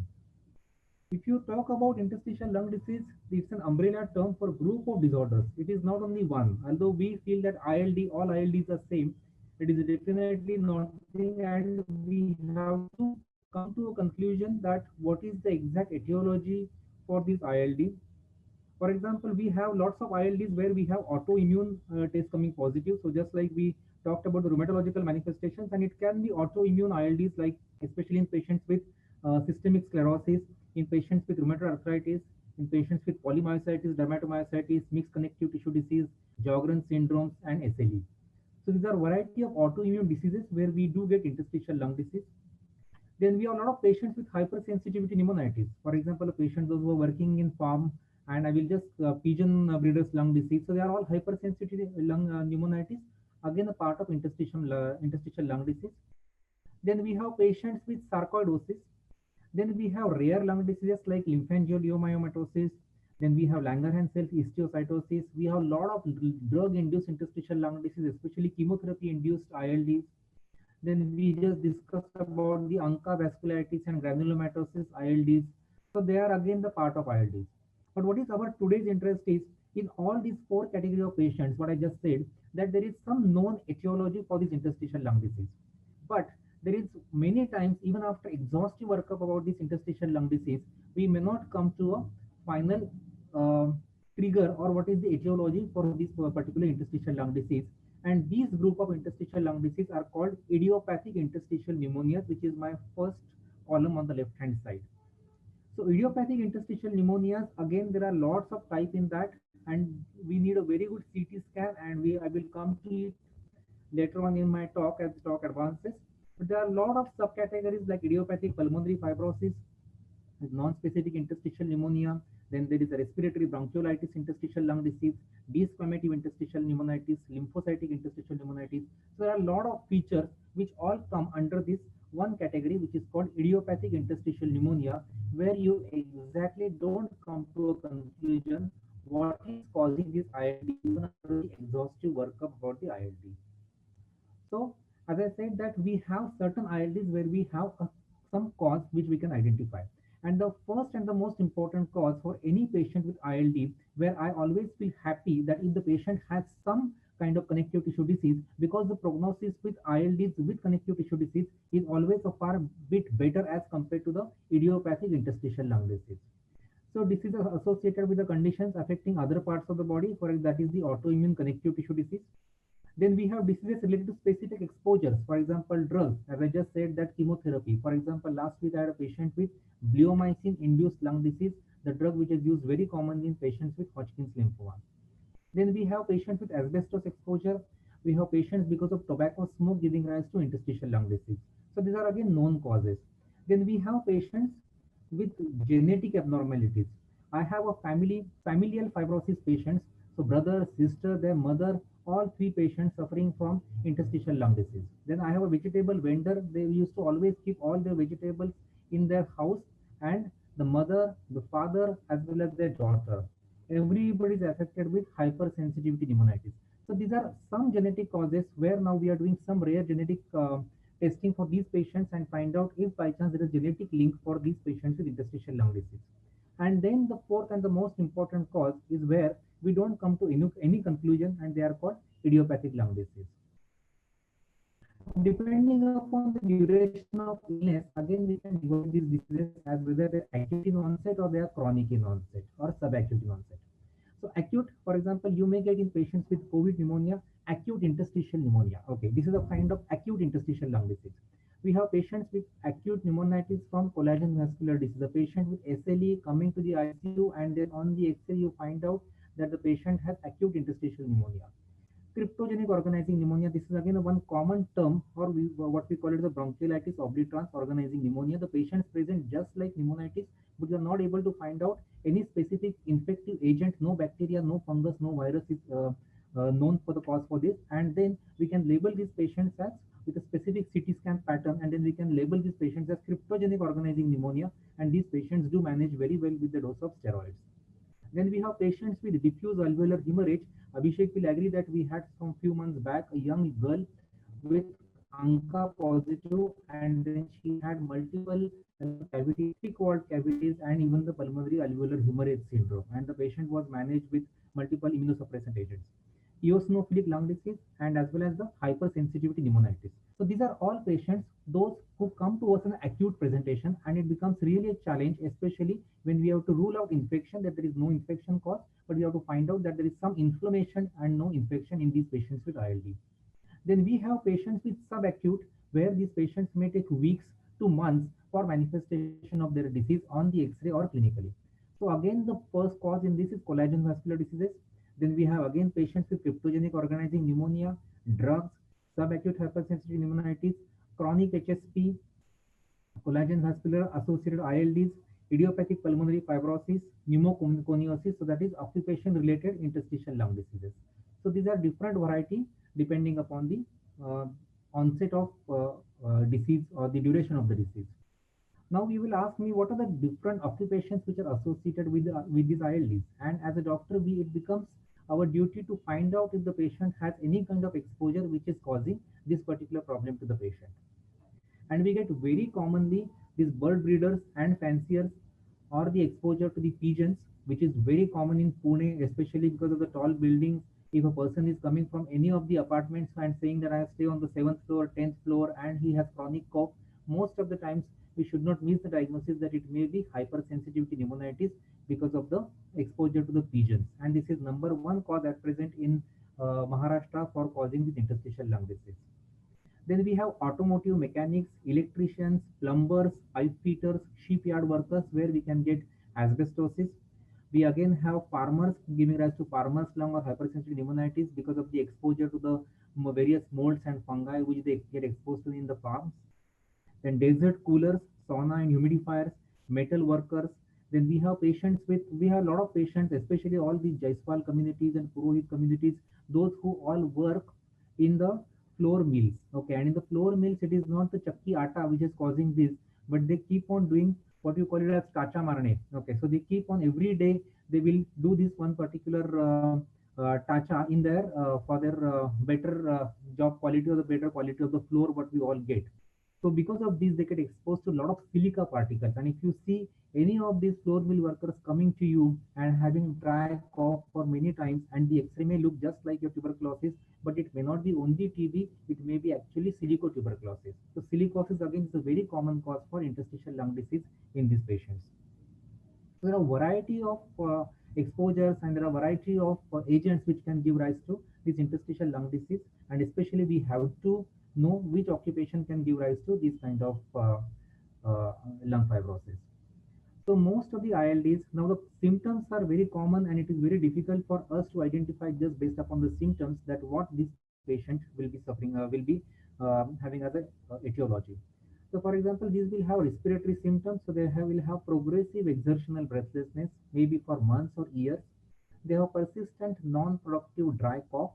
They may get some fever and symptoms associated with connective tissue disease. Like always, we have to see for the deformity in the hands and RA deformity deformity or problems with the deglutation as in patients with scleroderma, or maybe some skin changes in patients with SLE and again in scleroderma. So we have to see for the symptoms with connective tissue disease.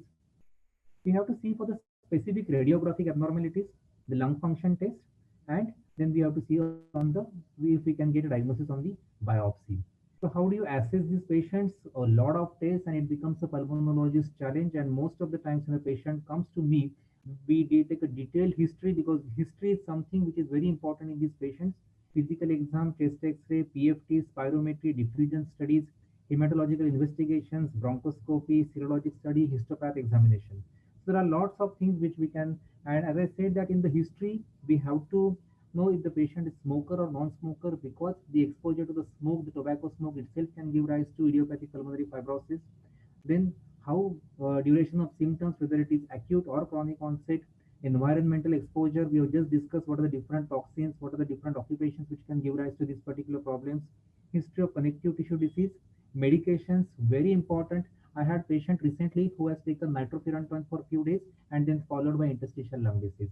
We get a lot of cardiac patients, those who are coming to us for breathlessness not improving, and within when we see their list, they may be on this drug called amiodarone, and then it may be amiodarone induced lung fibrosis.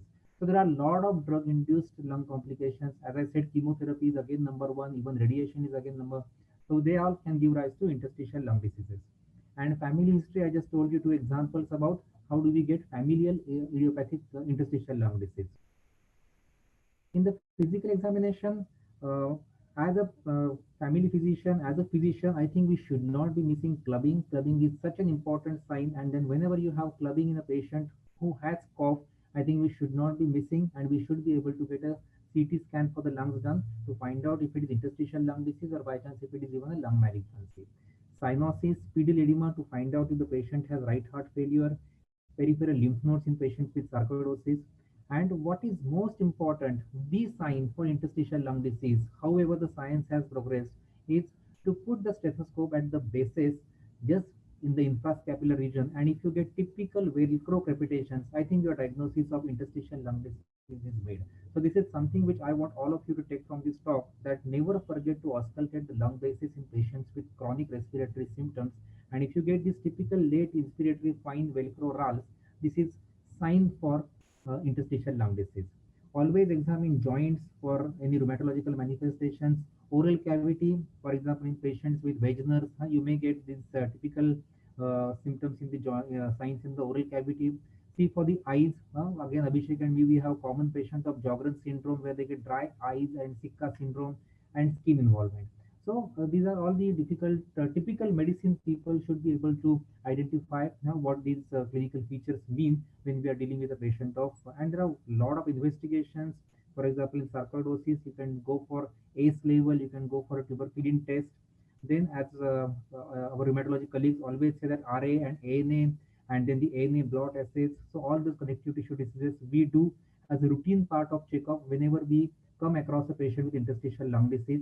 We see for urine if there is presence of any microscopic hematuria, and then we can think about vasculitis. We also think about if there is proteinuria, then whether there is a renal involvement because of the connective tissue disease. And then specific investigations for lungs may be bronchoscopy, where we may do a bal bronchial lavage and find out if the patient doesn't have any infection. For example, recently I had a patient with typical interstitial lung disease, and when we did a bronchial lavage, and we found out that the patient actually had pneumocystis carinii pneumonia, which was looking like an interstitial shadows on the CT scan. So the role of bronchial lavage, tuberculosis should always be thought, and because many of these patients, they will need steroids in the latter part of the life for these ILDs, and so we have to rule out the infection. Then we can also do transbronchial lung biopsy. Very few patients with interstitial lung disease. We can do transbronchial needle aspiration. We have EBUS, that is endobronchial ultrasound guided mediastinal node biopsy, which is available in Ruby, and we have crossed almost 70-80 cases now with very good diagnostic yield. And very rarely we may require a surgical lung biopsy. But the main thing which remains diagnostic is your clinical acumen, and along with that the chest X-ray and the HRCT. So as a family physician, I will like all of you to just take few minutes and look at these X-rays very carefully.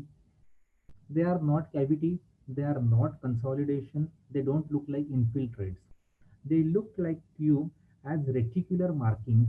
Okay, and if you can see that there are prominent reticular markings in both the X-rays, and they are going from the center to the periphery, or they are distributed all over the lung field. And these are typical changes. What we see that this is not tuberculosis changes because there is no cavity, there are not just subtle infiltrates, but there is a reticulation. Sometimes you may see even the honeycombing or the cysts in these patients, and ground glassing also. So ground glass is something which now we all think that this is all because of COVID. And as I said that even Dr. Abhishek also mentioned that one case which was taken as post-COVID fibrosis, but actually had interstitial lung disease for long standing. So even I am getting these kind of cases, and everything what we are coming across is not COVID, and there are diseases which are treatable and which need more attention even than COVID at the moment. But chest X-ray definitely has a lot of limitation when you're dealing with a patient of ILD. Early ILDs, your chest X-ray may be normal, and in almost 10 to 15% of symptomatic patients with proven interstitial lung disease, again the chest X-ray may be normal. So 30% of the patients with bronchiectasis, again chest X-ray will be normal. Around 60% of patients with emphysema, chest X-ray will be normal. Chest X-ray has sensitivity of 80% and specificity of 82% for detection of diffuse parenchymal lung disease, and can provide a confident diagnosis only in around 23% of cases. So again, this is something which is a take-home message, that chest X-ray has a lot of limitations when you are dealing with a case of interstitial lung disease. So what is most important is we have to go for a CT scan. Now the radiographic pattern in patients with interstitial lung disease. So you have to see for if these patients have effusion, and if there is effusion, then you can think more in terms that the patient may be having connective tissue disease, or there may be underlying malignancy giving rise to lymphangitis carcinomatosis. Then you can see these huge nodes in the second or in the central diagram. You can see that there are huge mediastinal nodes, and these patients, they may be interstitial lung disease along with sarcoidosis, or they can be lymphoma or lymphangitis carcinomatosis. Then sometimes you can see at the bases curly B lines, which are again a sign basically about the chronic heart failure, or in patients again with lymphangitis carcinomatosis. So these are different X-ray abnormalities which are, if gross, we should be able to identify them. But what is most important is to have a very good quality HRCT. And when I am saying HRCT, it is high resolution, and the resolution may vary from 0.5 to 2 millimeter. Finer the resolution, higher is the yield. Does not use contrast. We don't use contrast for interstitial lung disease, and we have to use the prone as well as the supine film CT scan, and we have to have an inspiratory as well as the expiratory CT scan. So these are very important things, and as government has taken over the CT scan, and then we are getting CT scans of not very good qualities, and they are not good for diagnosing the patient with interstitial lung disease. The main reason why we should be doing a good quality of HRCT, because their whole treatment, whether the patient needs steroids, whether the patient needs antifibrotic, whether there is an infection associated with it all depends upon your quality of the CT scan. And as I said that there are different varieties of interstitial lung disease, and we don't need biopsy, we don't need bronchoscopy if we have a very good quality of CT scan images with us. And there are different kind of patterns what we can identify based upon the HRCT. There can be non-specific interstitial pneumonitis where you can see a lot of ground glass. You can see there is a lot of haze. Okay, just like a haze, what we see commonly in COVID pneumonia. Then we get patients with the second diagram, hypersensitive pneumonitis. You can see a lot of nodules in these patients. Then we have patients with fibrotic non-specific interstitial pneumonitis, where there is a lot of fibrosis along with in the more in the central zone. And then we have typical UIP or end stage lung disease. If you get this kind of pattern, these patients have really very poor prognosis, especially if you can't find any inciting agent or any connective tissue disease, any etiology for these kind of diseases. So this is typical of honeycombing, पद्माशयांचं पोळं असल्यासारखं. So this is a UIP pattern of interstitial lung disease. So based upon your CT scan, you get a lot of information, and you come to know it is not only ILD, but what is the type of ILD, what can be the duration, what can be the offending agent, and what can be the treatment options in this particular patient. So very good quality CT scan, inspiratory as well as expiratory, supine as well as prone film are required in these patients for complete diagnosis. So how do you monitor these patients? So we monitor these patients basically, definitely clinical judgment is most important, and we see these patients every 3 to 6 months. do their lung functions. Lung functions are something which is very important, and we actually see for how much is the decline in their forced vital capacity at the end of 3 months, at the end of 6 months, how much is the walking distance. This is again a very simple test which is called 6-minute walk test. We ask the patient to walk for 6 minutes by our physiotherapist, and we calculate the distance, we calculate the heart rate at the end and at the beginning of the 6-minute walk test, and how much is the desaturation after walking. Again, in COVID era, when spirometries are very difficult to perform, especially because of the aerosol exposure, we rely a lot about this 6-minute walk test.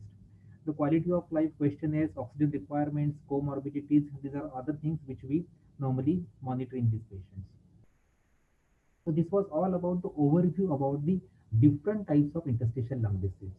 Now, when we talk about these different interstitial lung diseases, I told you that in almost 40 to 50% of cases, we may not be able to find out any cause for these interstitial lung disease, and then it is called idiopathic interstitial pneumonia, or in the late stage of this disease, we call it as idiopathic pulmonary fibrosis.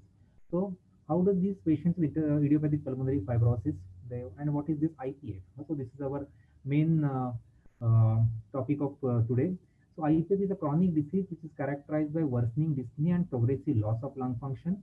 The most common and debilitating symptoms are cough and dyspnea, which negatively affect the patient's quality of life. It is rare, occurs primarily in the older adults, and is more common in men than in women. And what is most important is why you should be able to know whether it is idiopathic, or we can find out some cause, and whether it is an end stage lung disease or whether it is an early or mid stage lung disease. That is because once you label the patient as end stage lung disease or a UIP pattern or a IPF, then the median time of survival is only 2 to 3 years, which is lesser than even most of the cancers as well. Okay, so the main median survival for the time from the time to the survival is around 2 to 3 years only. Now there are different variants or different types of patients with IPF. For example, we get some patients where they have very rapid decline.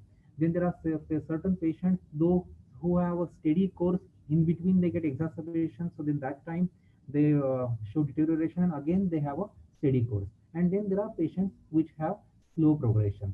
So we have to find out that once a patient comes to you, whether he's a rapid decliner or whether he's a slow progressor, depending upon his clinical judgment as well as um, the lung function test readings.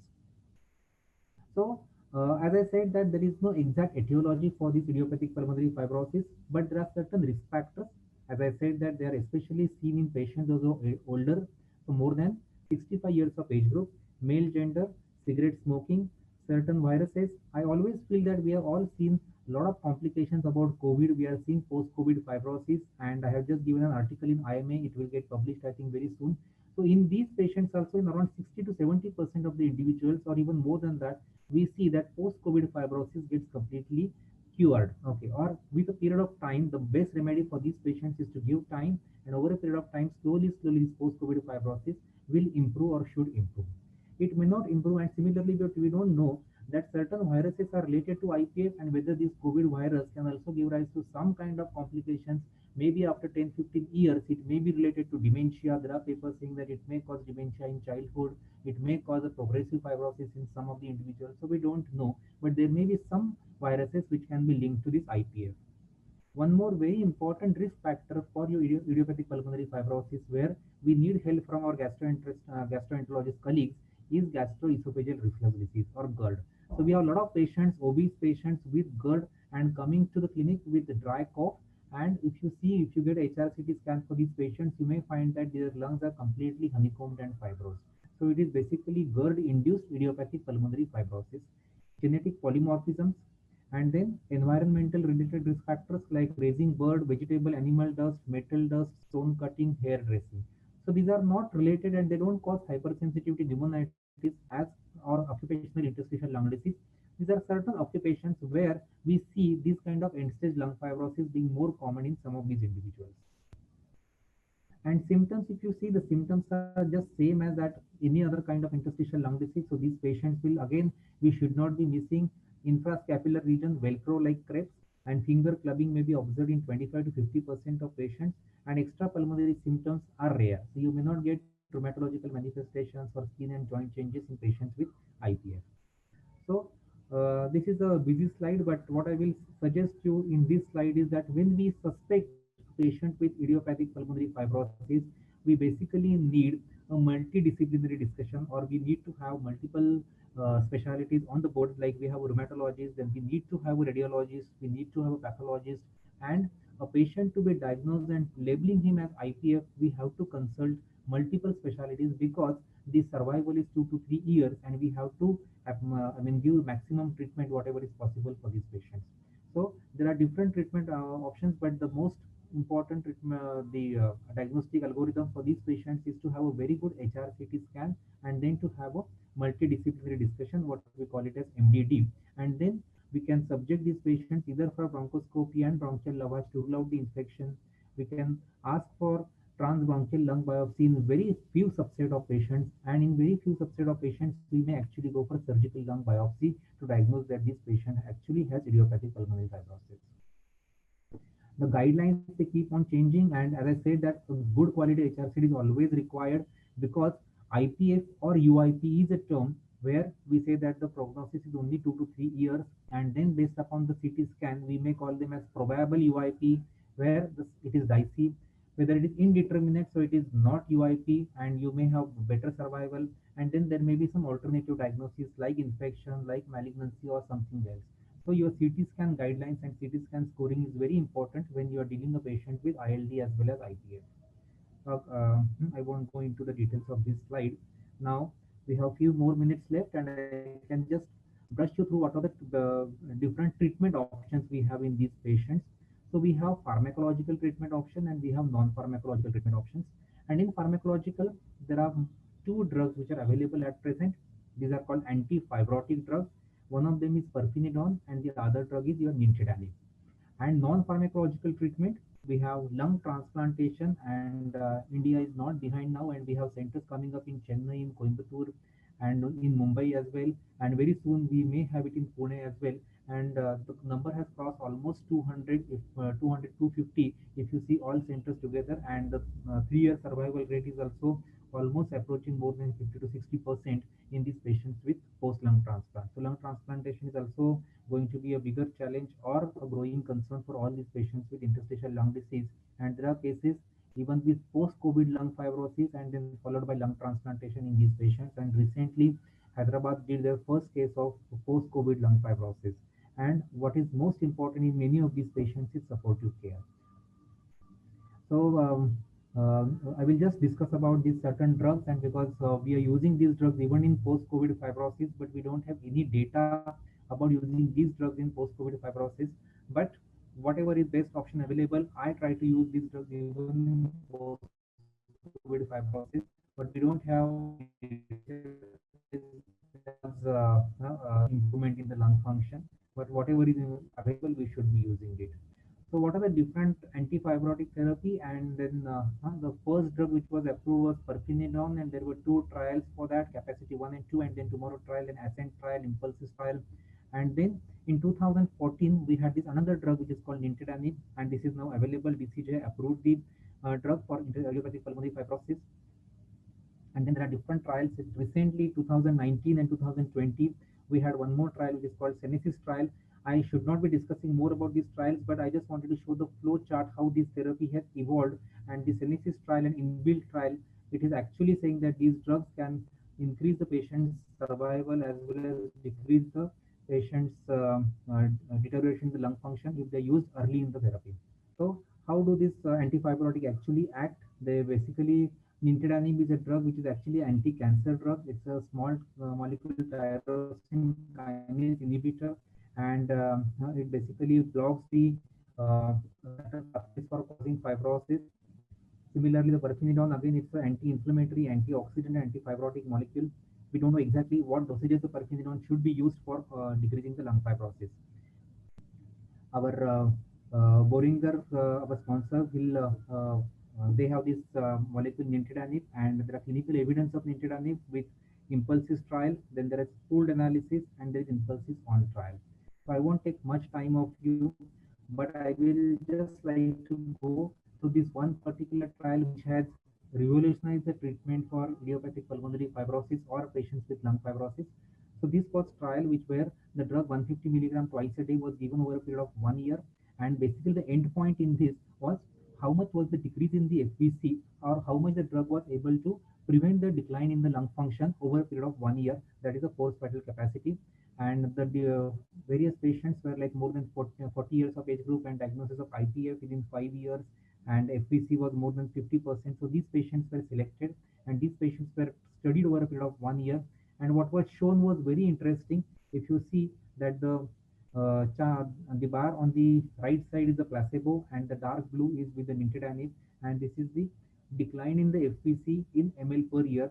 And if you see the patient, those who were put on these antifibrotic drugs, almost by 50%, the lung capacity preservation was possible when you are giving this nintedanib.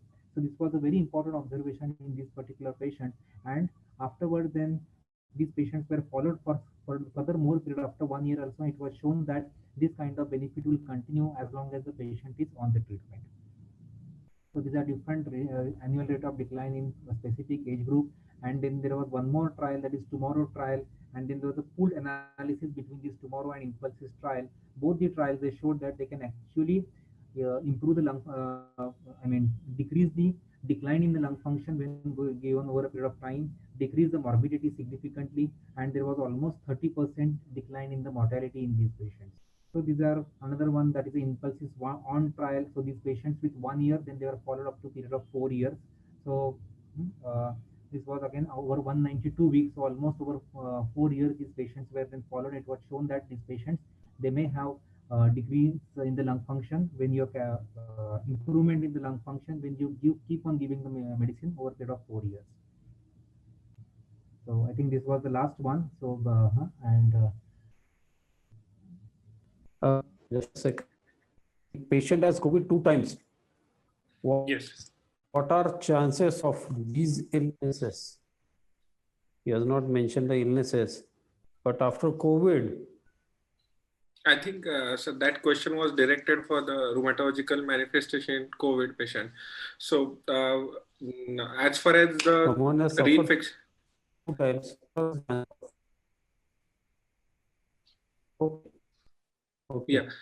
Yeah. So we really don't know the answer of this question. Only thing that know is that the second infection might be severe, and especially I think Dr. Modi sir will be able to shed more light on it, that second time the reinfection can be more severe in the form of lung involvement. But autoimmune disease, I didn't think we have any data regarding that sort. Yes, I think the second infection, the most important thing is that because your immune system is already sensitized, so these patients, they may have more chances of cytokine storm, and so that is the reason that I think second infections are, we have to look at them very carefully, and these patients can have more complications as compared to the first infection. If you see even the pandemic of Spanish in 1918, even over there, the second wave was more dangerous, the third wave was more dangerous as compared to the first wave. So I think this is the immune system which is getting stimulated, and the cytokines, they themselves can cause more disease than the virus. So that is how I think they are more important for identifying them early. Second question someone has asked, it is common. Post-COVID headache, how should it be treated? Painkiller works symptomatically, but patient still complains. Post-COVID headache. Yes. Anyone can yeah. Yes, sir. So post-COVID headache, like I said, many musculoskeletal complaints are quite common. Almost 60 to 80% of them are more like functional, and we have to go with the way we manage migraine only. But sometime I would like to draw attention for one of the cases I have seen that has cerebral venous thrombosis post-COVID. And in addition, she also had DVT also, and along with that, she had cerebral venous thrombosis. So this need to be ruled out if the headache is not really responding to the routine migraine care which we are giving. Thank you, sir. Yes. Any questions related to COVID fibrosis of lung? I don't think there are any questions. Dr. Modi sir, very excellent presentation, as there are no questions for you. And in future, if there are any questions, we can take them. And can we go for next series of lecture? I'll call Dr. Rushikesh Saraf sir to join.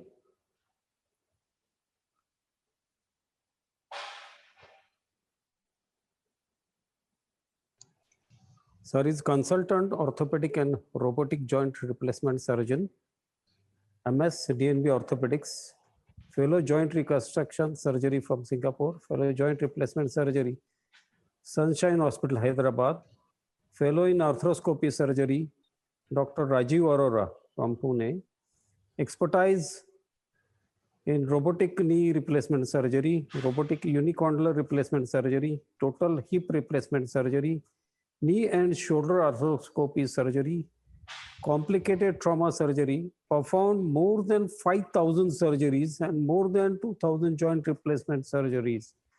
Sir has paper published in various academic articles in various journals of national international repute. Deformity correction by multiple osteotomy and intramedullary nailing in patients of osteogenic imperfecta. Management of radial head fracture, a novel technique. Flexible titanium nailing for fracture clavicle, Internet Journal of Orthopedics. Role of teriparatide in fracture healing, International Journal of Orthopedics. Many paper presentation. Flexible titanium nailing for fracture clavicle, comparative study between open versus closed nailing for fracture clavicle, comparative study between AI infusion, epidural analgesia, post-TKR management, psychot. Management of radial head fracture, flexible titanium nailing for fracture clavicle, member of Indian Arthroscopy Society, Maharashtra Orthopedic Society, Pune Orthopedic Society, Indian Hip and Knee Society. Sir is consultant at Shashwat Hospital, Kothurud, Pune Hospital, attached to Joshi Hospital, Ratna Hospital, Ruby Clinic, Sayadri Hospital, and sir has various interest in motivational talk on radio, हसत खेळत जगूया and dramatics. मला वाटतं हसत खेळत आपलं टॉपिकही sir अतिशय चांगल्या रीतीने मांडतील आपल्या समोर. Sir, please take over. Doctor Hrishikesh Saraf. Thank you sir. Thank you, Dr. Sanjiti, for kind introduction. So, माझं screen share करतो. Sure. Can you see the screen? Yes. Yeah, we can see. Go ahead, sir. So my topic is robotic assisted arthroplasty or robotic knee replacement surgery. And does it really make any difference in the field of arthroplasty? So these are my credentials. Whenever we think about robotic knee replacement surgery, three important things are more important, and that is clinical assessment, X-ray assessment, and scanogram. In clinical assessment, mainly we look for the deformities around the knee, like flexion, varus, valgus, hyperextension deformity, or combined deformities, range of movement of the knee joint, and whether there are any previous surgical scar present around the knee. In X-ray assessment, mainly the intra-articular or extra-articular deformities, defects, osteophytes, and osteoporosis, whether any previous surgery implants present in or around the knee joint, and calculation of the tibial slope.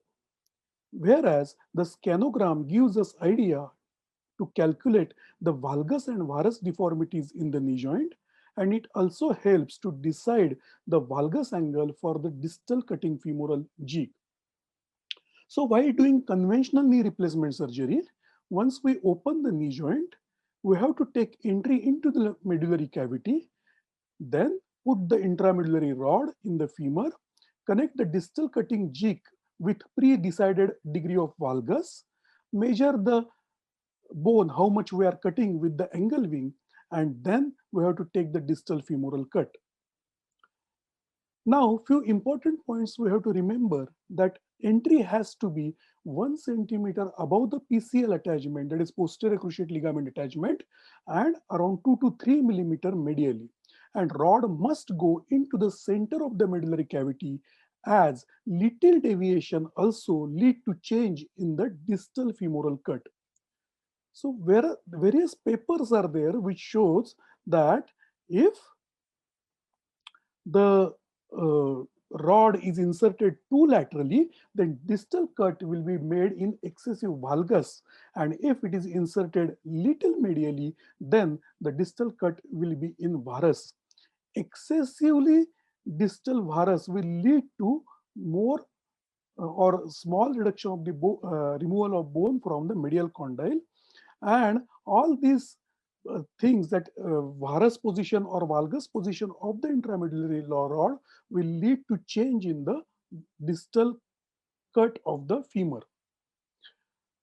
So in addition to this, if we push the rod excessively into the medullary cavity, it will change the extension of the distal femoral jig, and that may lead to notching when we take the anterior femoral cut. Therefore, while doing conventional knee replacement surgery, exact entry point for the femoral canal, placement of rod into the center of the femoral canal, measuring the distal cut with angel wing, and then we have to still think about the notching. We have to take distal femoral cut and measure how much bone actually we have removed. And even after taking care of all these points, we are still uncertain whether we have taken perfect distal femoral cut or not. Various papers, they say that 92% of the component in 3 degree of varus and 83% in 2 degree of varus. That means around 17% of the component, they are deviated from -2.5 to +2 degree from the mechanical axis in conventional knee replacement surgery. Another paper shows that the position prior to femoral resection, a variation of 5.3 degree was found in relation to two femoral anatomical axes. That means the femoral alignment technique often places the femoral resection jig in 1-2 degree more valgus than anticipated. So if we want to take the proximal tibial cut, again, while doing conventional knee replacement surgery, we have to apply the jig, measure it from the lateral condyle, that is the better condyle in varus knee, put 2 fingers between the jig and anterior tibial sheen so that the jig becomes parallel to the posterior tibial cortex. Then you have to see that the alignment rod is perfectly into the first web space, and then fix the jig with pins and take the proximal tibial cut. Why I am explaining all these details of the cut? Because tibial cut has to be perfectly perpendicular to the mechanical axis, and we must try to match the anatomical slope of the tibia while doing knee replacement surgery. So after taking so much care and considering all these points, when we apply the jig, we have to protect the patellar tendon, protect the MCL, LCL, PCL, and slope planning is still a eyeballing because 2-finger thickness is different for each surgeon. Jig placement and assessment of alignment rod placement exactly into the first web space is also a individualized thing. And therefore, considering all these points, taking care of all these points, still we are uncertain about the tibial cut, whether it is varus cut, whether we have removed excessive bone, whether we have given appropriate slope or our slope is less, and there is always a risk that we will damage patellar tendon, MCL, PCL. Various papers also show that around 71 to 94% of the prosthesis inserted with intramedullary guide or extramedullary guide, they are within 2 degrees of perpendicular axis. That means around 18 to 13% of the cases, they are out of this 2 degree, and in knee replacement surgery, every degree matters. So what we have done while doing robotic knee replacement surgery, we have fixed the tibial jig as we usually fix in conventional knee replacement surgery. And then instead of taking cut, we put the umbrella. Umbrella is a tool which is provided in robotic surgery to check what is your exact cut. So we put that umbrella into the cutting slot of the conventional jig, and what we found that in significant number of the cases, a cut is either varus or there is change in the slope. It is excessive slope or less slope present. Another thing is sizing of the femoral component. The size of the femoral component depends upon the sizer, and the stylus of the sizer, whether it is touching centrally or laterally to the anterior cortex, that always shows different size. Stylus, if you press it hard on the anterior cortex, or it is just a feather touch to the anterior cortex, that also matters, and that also gives you a different size when you use a conventional instrument. So we, and more third important point is we never know about posterior overhang of our femoral component. Again, if we want to downsize the femur, in most of the Asian females, the mediolateral diameter is smaller than anteroposterior, and in those cases, we may need to downsize the femoral component. So if we want to downsize the femoral component in conventional surgery, we need some additional instrument so that we can shift our jig posteriorly or inferiorly, and then we can take the cut so that we can downsize or decrease the size of femoral component. And that, therefore, this was the era of conventional knee replacement surgery when surgeon was boss. And when surgeon was boss, all of us know that boss is always right. But now era has changed. Robotics created mess in surgeon's life. How it has created mess, that first time the surgeon realized that he take wrong cuts, he removes excessive bone, he releases more than required soft tissue, unnecessarily disturbs the medullary cavity of the femur and tibia, and he gives false surety to the patient that everything is okay. But now it is not possible because someone is watching, and watching constantly, and ready to help at each step. So what is robotic assisted knee replacement surgery? In robotic knee replacement surgery, there is no need of intramedullary femoral rod. That means you are not disturbing femoral medullary cavity, less chances of fat embolism. Number one, we can check and plan placement of femoral component in exact degrees of flexion, valgus, which is always perpendicular to the mechanical axis. The size of component and its position with respect to anterior cortex can be fixed before taking cut. So there is no chance of notching, and there is no risk of notching, and there is no oversizing while doing robotic knee replacement surgery. Even if we want to go for kinematic alignment, the degree of varus or valgus acceptance is pre-decided and exactly executed. So less chance of any mismeasurement while doing knee replacement surgery. Robotic assisted TKR while doing TBL cut is always perpendicular to the mechanical axis, and slope can be decided, executed, and rechecked while doing robotic knee surgery. Even rotation always goes with femoral component, and therefore the knee movement is excellent after knee replacement surgery. So you can see after surgery also, I have checked that 21 degrees of varus preoperatively got corrected to 0 degree varus postoperatively. 14 degree of flexion deformity got corrected to 2 degrees, that is almost nil. And this we can manage with just 11 size of insert. That means you have not removed excessive bone and you have not done any excessive release while doing knee replacement surgery. So if we want to go for kinematic alignment and accept some degrees of varus or valgus, then also you can choose whether you want to accept for 1 degree of varus or 2 degree of varus, and you can achieve exact degree of varus after doing robotic knee replacement surgery. Ligament laxity is assessed perfectly and is balanced throughout the range of movement. In conventional knee replacement surgery, we can balance knee at in extension and only at 90 degree of flexion. But in robotic knee replacement surgery, you can balance throughout the range of motion. So this is another advantage. Complex primary surgery is a always nightmare for surgeon. Extraarticular deformities, previous implants around the knee joint, is very difficult to manage while doing conventional knee replacement surgery. This case, you have seen that this patient was operated 30 years back, and previous implants present around the knee joint and in the femur and in the tibia. To remove these implants and to go for knee replacement surgery is a very difficult job.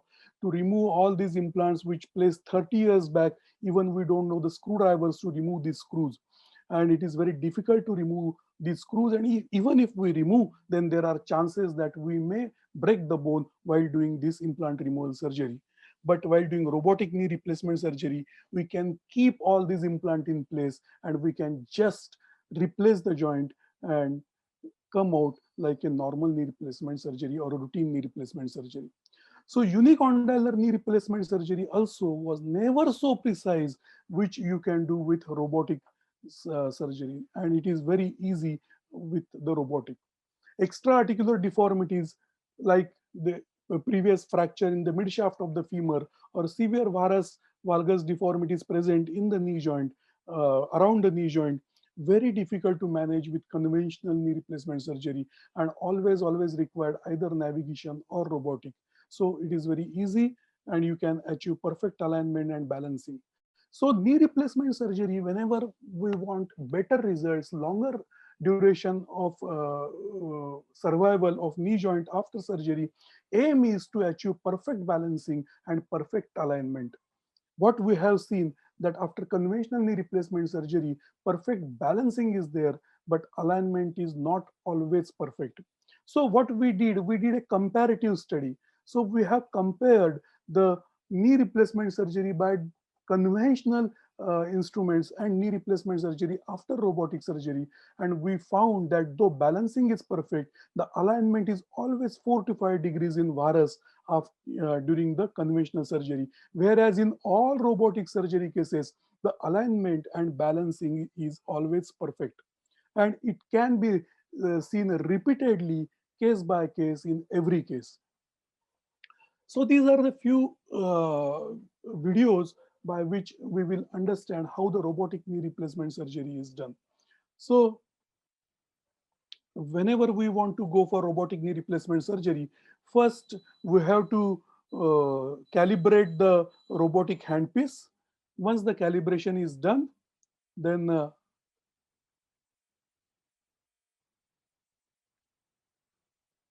next is we have to fix the two fixed points, one in the tibia and one in the femur. These are the fixed points. And then once we fix these 2 points, we have to put the pins into the distal femur and proximal tibia to attach the sensors. As sensors, they are attached to the femur and tibia. Then this probe is used to take few points like center of the knee joint, medial malleolus, lateral malleolus, and then hip is rotated through range of the movement so that we get exact hip center. Now, as we have hip center, knee center, and ankle center, robot knows what is exact mechanical axis of this lower limb. So this is how I am taking the hip center. And once this is done, the next step is with help of probe. When we move this probe over the surface of the femur and tibia, it exactly creates real-time image on the robotic screen. Now, robot knows what is the exact position, what is the exact size of the femoral condyle and tibia. It, it knows what is the medial epicondyle, where is the medial epicondyle, where is the lateral epicondyle, what is the position of the posterior condylar axis, what is the position of interepicondylar axis, and in all severe deformities, usually the robot also asks for the third axis, that is the white side line. So this is how all the three axes and femur and tibia is exactly real-time image created on the robotic screen.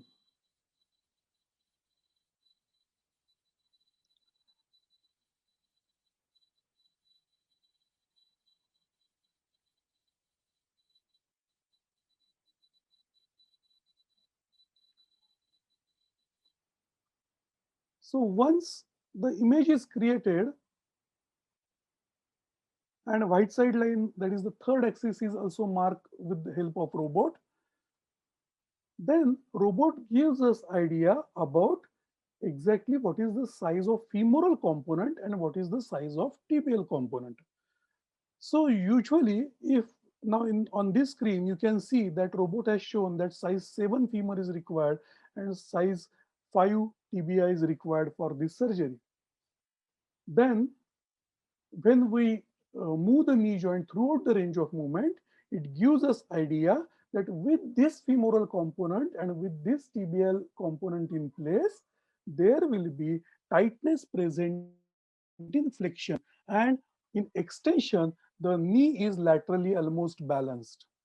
That means I have to downsize my femoral component so that my femur also will get balance in flexion. And that is exactly what I did.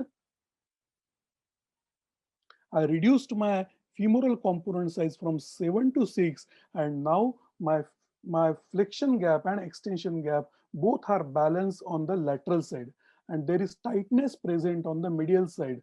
Anything below this x-axis is tight, anything above this x-axis is lax. So on the lateral side is balanced in extension and in flexion, and there is tightness present medially, and there is tightness present medially in flexion and in extension. I know that this joint is a varus joint. There is a 20 degrees of varus present. That means I need some release. I need to remove these osteophytes present on the medial side, posterior medial side. And once I remove all these osteophytes, then again I will check for whether what is the position and whether I need any soft tissue release in this case. So once this is done, then usually we take robotic handpiece in our hand, and when we move this robotic handpiece on the femoral surface, it starts removing the bone from the femoral condyle. There are two different modes. One is exposure mode and one is speed control mode. Usually while doing knee replacement surgery, we use exposure control mode. So what that means, exposure control mode means if I go beyond the planned area, usually the robotic handpiece withdraws the burr and it don't allow me to remove any bone or damage any soft tissue which is out of the field. So this way, robot with the camera can see, can judge that I'm in exactly in the field. Second thing is the color coding is, you can see the color coding on the screen. The uppermost is the purple, then blue, then green and white. Once I reach the white part of the bone, then it stops removing the bone from the surface. That means that is the surface which I want to achieve after removal of the bone, or that is my planned surface which I want to achieve after this removal of the bone. Now there are two different ways to do this removal of the bone from the distal femur and anteroposterior side of the femur. One is you can use all burr technique and remove bone totally with the help of this robotic handpiece and burr system. Or if you want to save some time, then you can take these two pinhole points, put routine APCC jig of same size femoral component there, and then take with the help of saw anterior, posterior and chamfer cut. So in this way, you can save time. In this video, I'll show you that I have used the APCC jig in those two pinhole size, and then I'm removing the bone from anterior, posterior and chamfer cuts. So this way you can definitely save your time while doing the robotic surgery. Once the femoral component is ready, then you can go for the tibial part. In this stage also you can use all burr technique, and with the help of the burr you can remove the bone from the proximal tibia, or you can use a jig and robotic handpiece system together, fix the jig with the help of the handpiece, and then with the saw you can remove the bone from the upper end of the tibia. So this way your femoral and tibial preparation can be done with the help of robotic system. Once the preparation is complete, then you can recheck with the umbrella your tibial cut, your femoral cut. And if you are satisfied with this, then you can go ahead with the fixation of the final component. So this 20 degree of the varus, we have corrected it to almost 1 degree of the varus, and with only 11 of insert, we could come out with correction of all deformities and perfect knee replacement surgery. So though people are doing conventional knee replacement surgery for years together, definitely robotic knee replacement surgery has advantage in doing surgery from the surgeon point of view and also from the patient point of view. Now I will explain how it is important from patient point of view.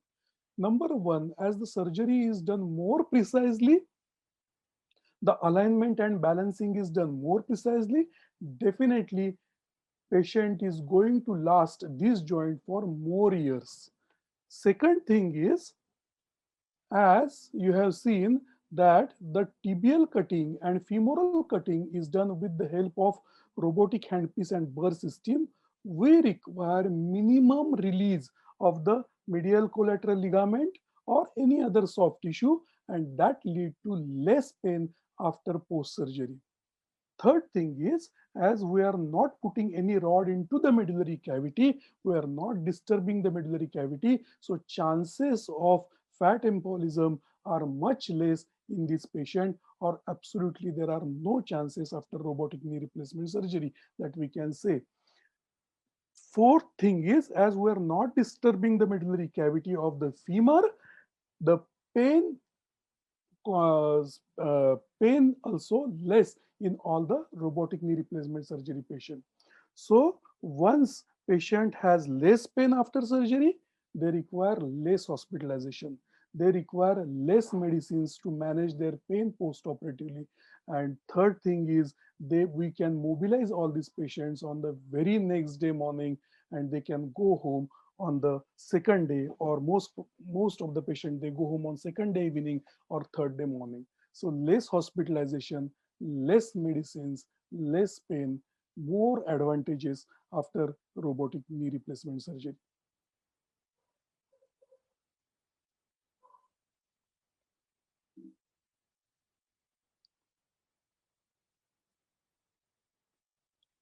Thank you.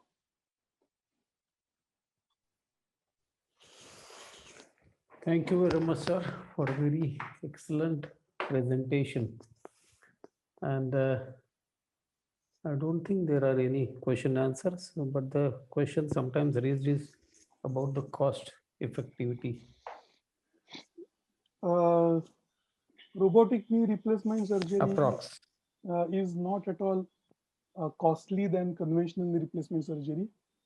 Many people always feel that it must be more costly, but if you compare the costing of knee replacement surgery at any hospital in Pune, conventional knee replacement surgery, robotic costing is almost same, not more than that.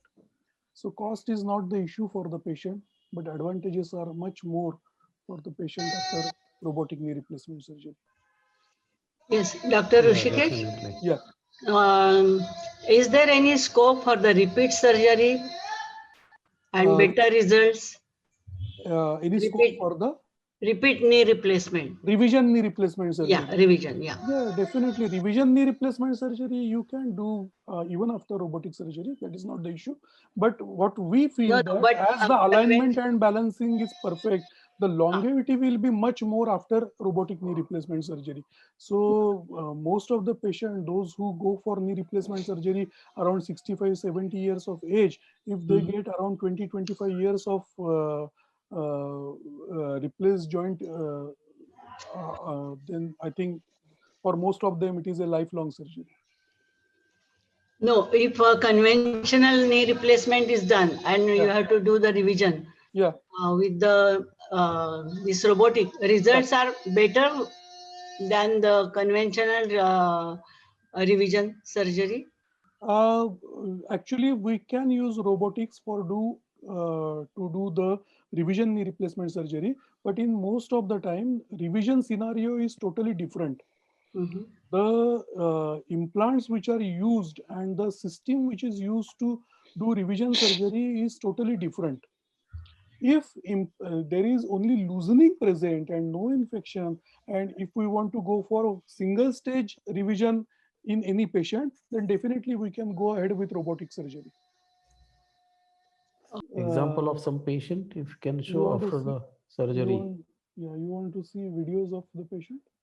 If there is still Madam joins, a small Okay. one. Yeah. If it is there, otherwise it's okay. We can have a next session.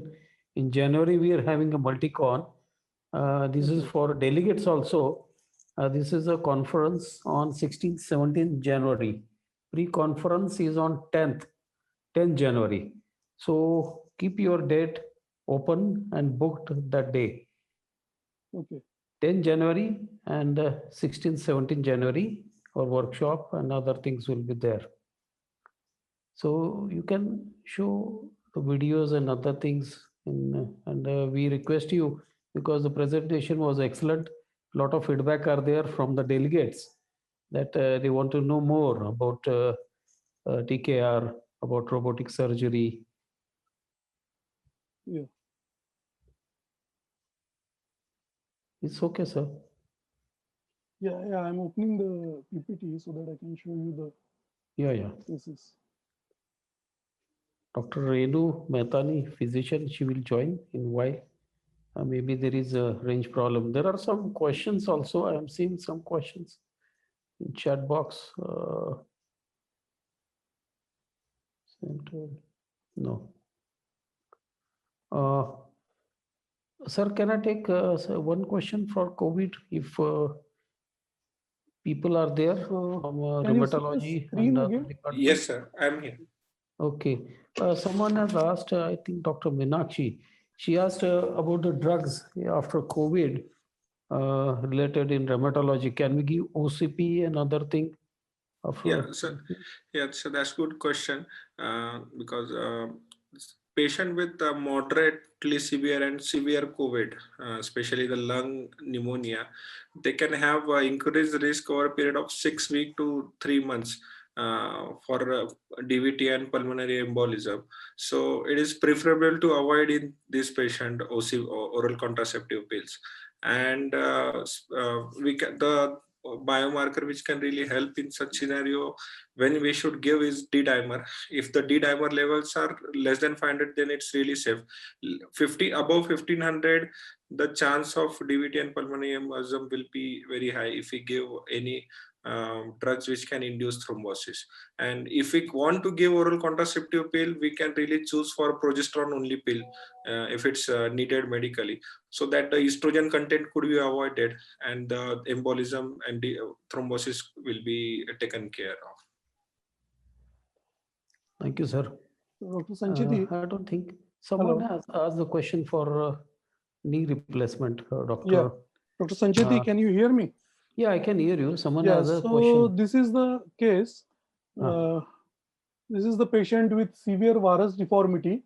You can see that he's not able to walk without support and he's using 2 sticks to walk. Severe varus deformity, the distance between the both knee joint has increased more than 2 feet, and ankle they came together. And the same patient was operated with robotic and now is walking without support independently. So that is the actually advantage of knee replacement surgery. So these are the few patients' testimonial. You can listen to them also, what they feel after surgery.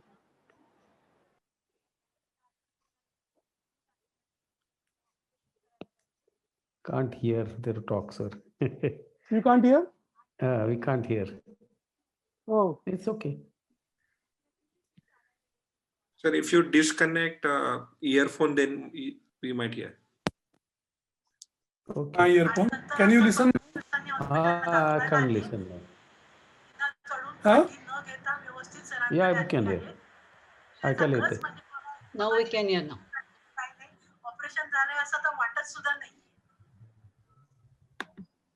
Good. माझं वय 79 आहे आणि मी doctor सराफांच्याकडून रोबोटिकने उजव्या पायाची गुडघ्याची surgery करून घेतली. ती मला अतिशय उत्तम प्रकारे त्यांनी केली. वेदना खूप मला कमी झाल्या. मी लगेच त्याच दिवशी संध्याकाळी विदाउट सपोर्ट त्यांनी चालू लागले आणि तिसऱ्या दिवशी तर मी काही मदत कोणाची न घेता मी व्यवस्थित चालले.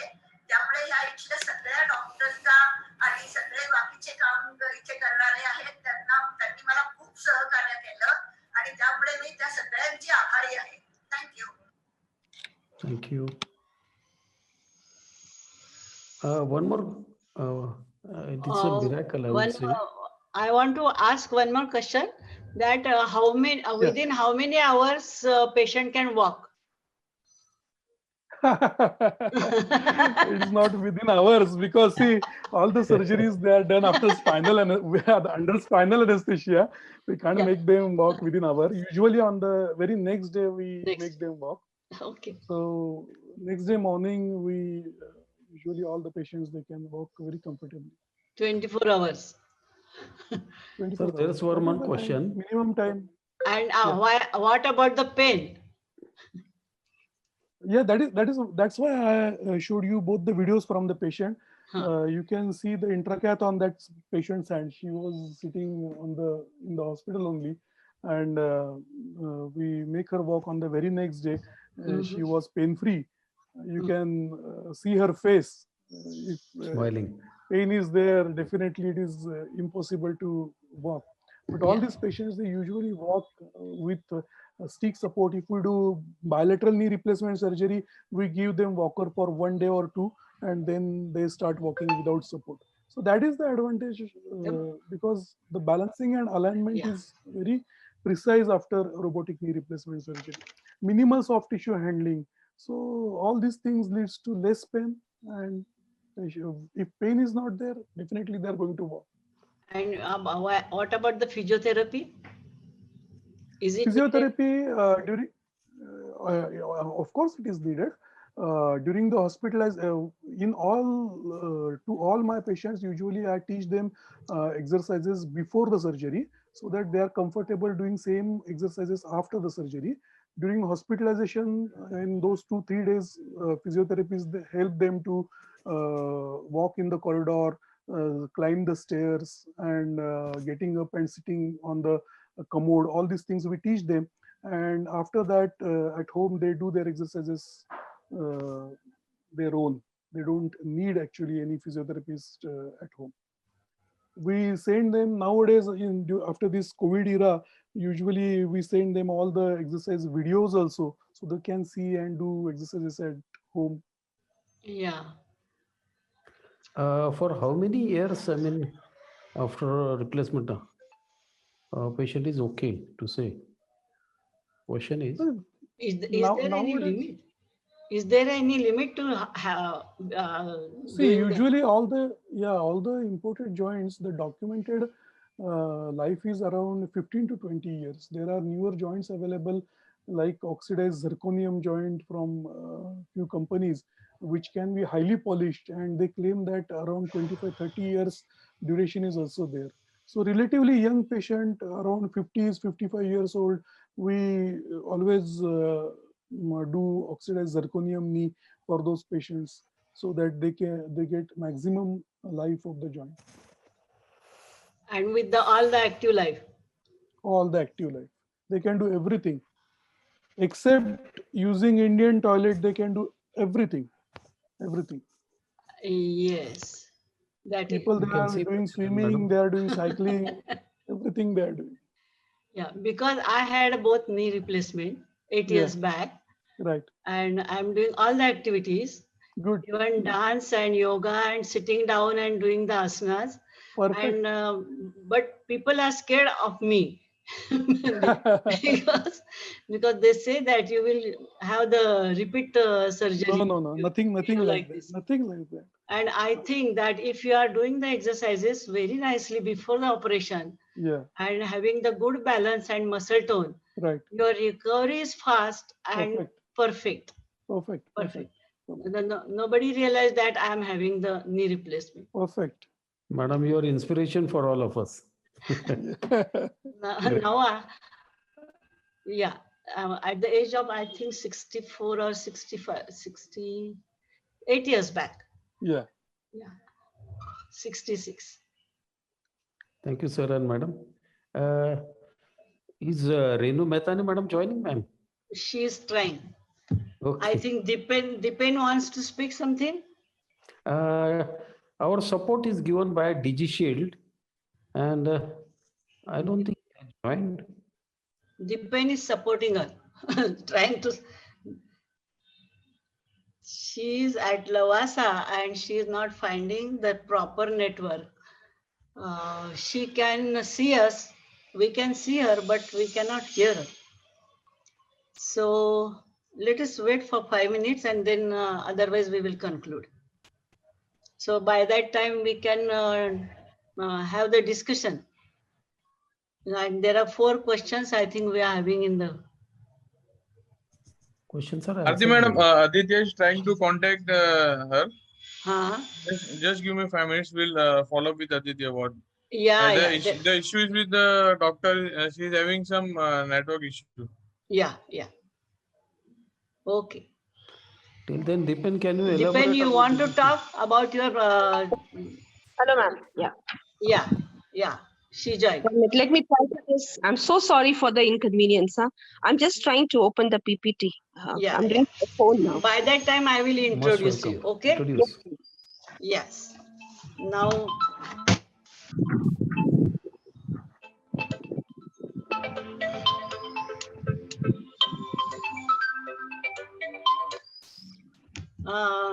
now we are having our last speaker, Dr. Renu Mathani. She is a consultant physician, practicing physician for last 30 years.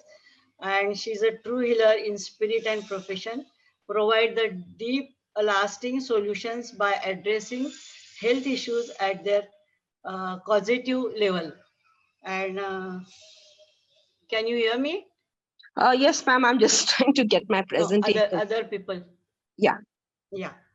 And her specialty in autoimmune diseases like the psoriasis, rheumatoid arthritis, multiple sclerosis, and lupus. Then she is having the pain management in osteoarthritis, spondylitis, fibromyalgia, and fatigue, and also the lifestyle issues, that is thyroid, migraine, depression, insomnia, and sleep apnea. She is a founder of the Param Yoga Studio in Pune near the Rubyal Nursing Home and at Aun, and conducting the workshops on the posture, sound therapy, and she's a writer of 3 books on power posture, power breathing, and that is power pranayama and nutrition. She has done the very good work on the use of the vitamin D for the immunity and autoimmune diseases. Now she is going to talk on the posture today because she is also working as a consultant for the consultant rheumatologist with the extensive experience in the modern medicine. And she will... 5 minutes to at least say hello to everyone. I'm really sorry, colleagues, because of this inconvenience. Because of me, actually, I'm not in Pune. I'm out of Pune, where internet is very, very unstable. And what basically I was wanting to share with when I deal with people who come to me with pain management is our own awareness. We depend on external agencies to help us, but when it comes to how we sit, how we stand, how we sleep, how we carry ourselves, we are not aware that we are unknowingly making certain errors, which is preventing us from leading a pain-free life. So I actually have a very good presentation, but I'm so sorry I'm not able to share it. But I promise you, I have a video made on it, which Arti ji, I will request you to later please share with all of them. At least let me. Okay, so it's all about knowing one thing, that we are living in 2020, where the muscles basically have lost their balance. Weak muscles are there, and on the other side, there are some muscles which are very tight. But main point is weakness of the core muscles, that is, let us say, TA, quadriceps, hips, which affect our knees, our lower back, and the entire beam of the body. So if today we are just banking upon the exercises, whether it is yoga, whether it is physiotherapy, they were designed for a body 100 years old back, where the people had a stronger core. Today, we are so much leading a comfort-driven lifestyle. Like even sitting on a chair, we will slouch. We will see that our muscles actually land up on a Sunday mode. And then when we do the exercises, which are taught to us, let us say, by the doctor, the physiotherapist, we are probably overstretching the weak muscles, right? And this leads to imbalance between the alignments of the bones. For example, the back bends, which is so-called lying on the belly, the prone practices, and lifting the chest up. It is a great practice to strengthen the erector spinae muscle. But if somebody has a weak abdominal core, we overdo. We overdo the practice and we create a pinching of the discs in the posterior part of the spine, and the pain never goes. So it's become important, it's become mandatory to first teach the people how to engage the core, which is not just by doing crunches. It is a habit which has to be adopted round the clock in our posture, whether we sit, whether we stand. And two is a tendency to push the knees way beyond where they are supposed to be. And we are all capable of doing it more because the muscles, the ligaments have become weak. So instead of telling the people to push the knees back, we call it locking. We need to teach them how to bring the knees in an optimal position. It's not flexed, it's not hyperextended. It's well aligned with our ankle joints. So all these tips I have seen bring a huge difference in the health of the patients. So I think now, Aarti ma'am, I think we are ready for the... Yeah. Good, okay, we can see. So, Yeah, we I'm can. Dr.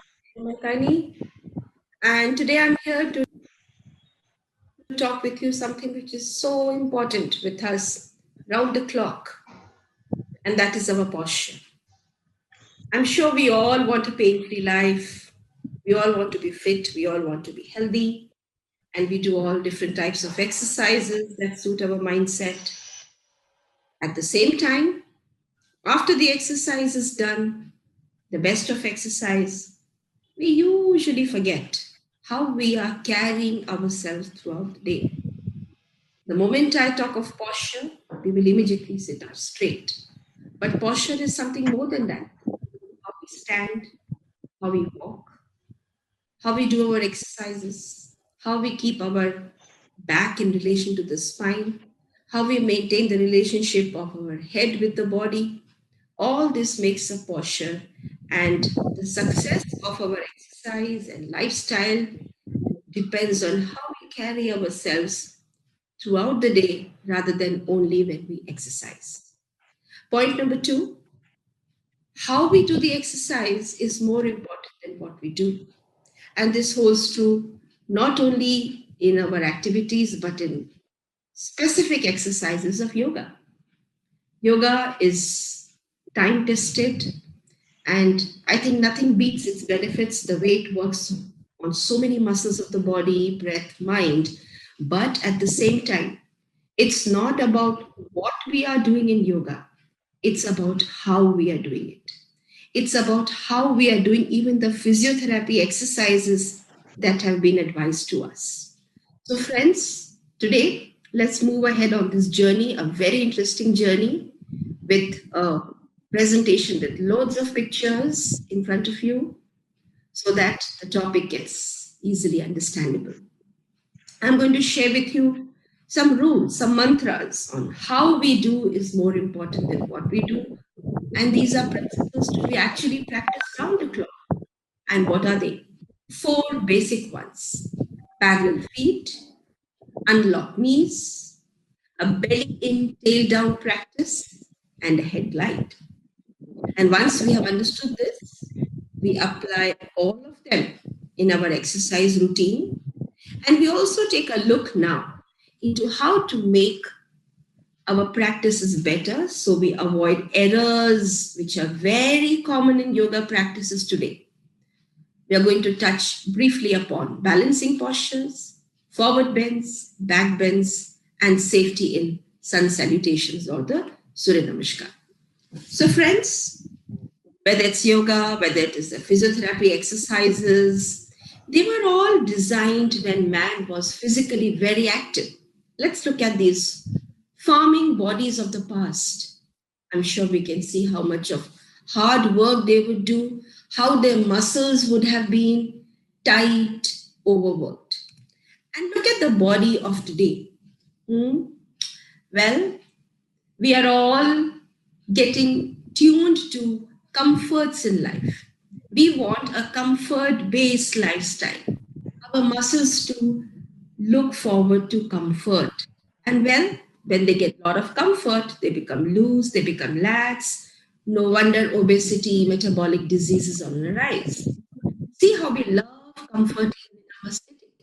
Everywhere our muscles have actually gone on a holiday and have become weaker. Look at this, senior gentlemen.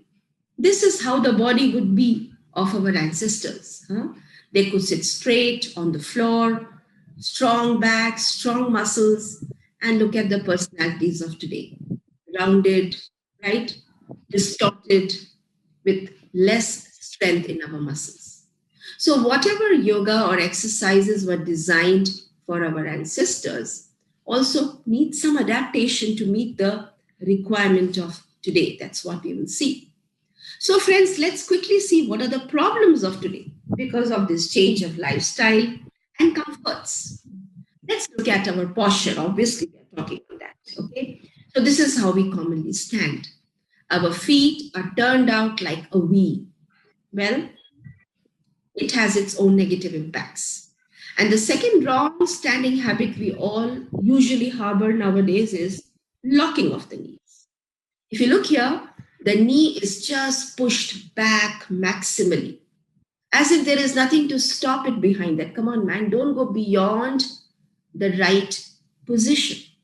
So once the knees are pushed way back due to laxity of the muscles and the ligaments, what happens? The knee is pushed back and the cartilage inside the knee starts getting crushed. The joint spaces become less. And no wonder the knees start hurting when we walk, we climb the stairs, we climb down. So here this shows the normal joint space. And this is how the joint space is getting crushed with locking of the knees. You have to correct it.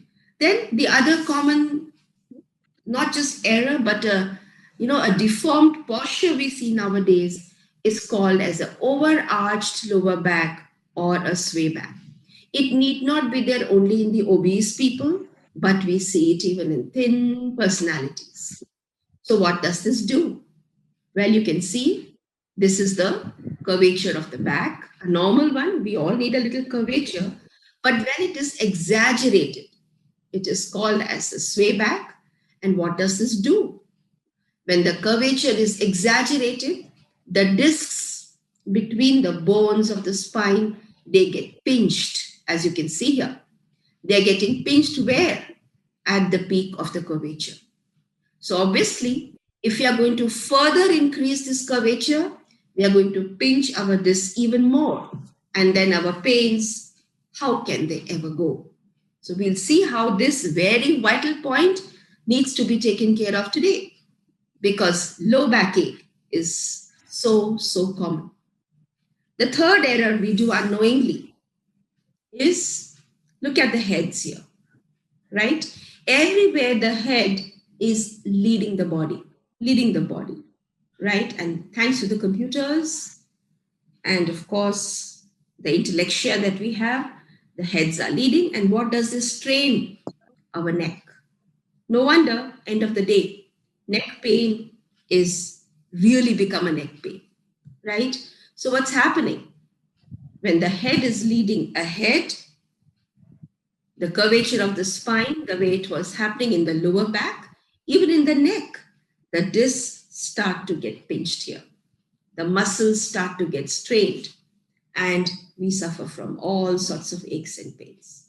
So friends, let's start with the solutions now. We are keen to know the what to do's. So the first mantra, which I spoke in the beginning, was parallel feet. Instead of standing with the feet turned out, we need to stand keeping the feet parallel. Think of a railway track, huh? If the railway tracks were not parallel, what would happen?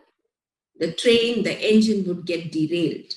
And if we are not able to stand on parallel feet, we are derailing our upper body. Derailing means misaligning the joints, and obviously, which gives rise to all the aches and pains. So when we stand with parallel feet, it is the outer edge of the feet that get parallel. So the toes are slightly turned in. And this is how, if you look at small children, they always have parallel feet. But as adults, we tend to forget this basic principle. Second mantra, we must imbibe, because standing is a part of our lifestyle.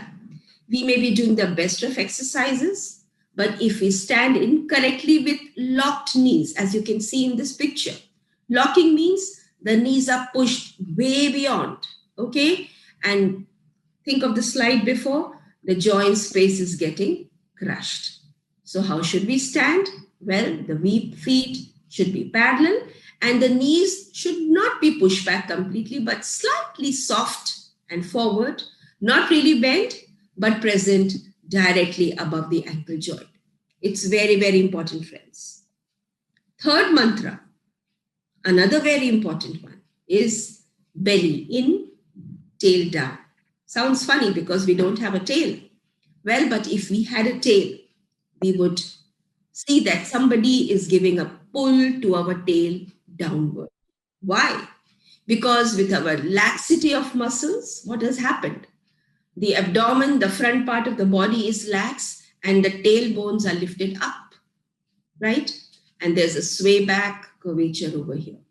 So if I don't want the discs to get pinched over here, I must not only pull the belly in, but bring my tail down, as you can see here. Belly in, tail down.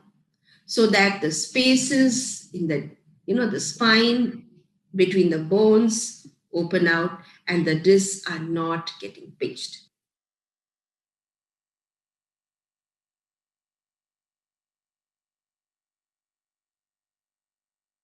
How can we unknowingly be harming our knees and the lower back? Wrong standing habits with the feet turned out into a big V. In this position, we make another blunder.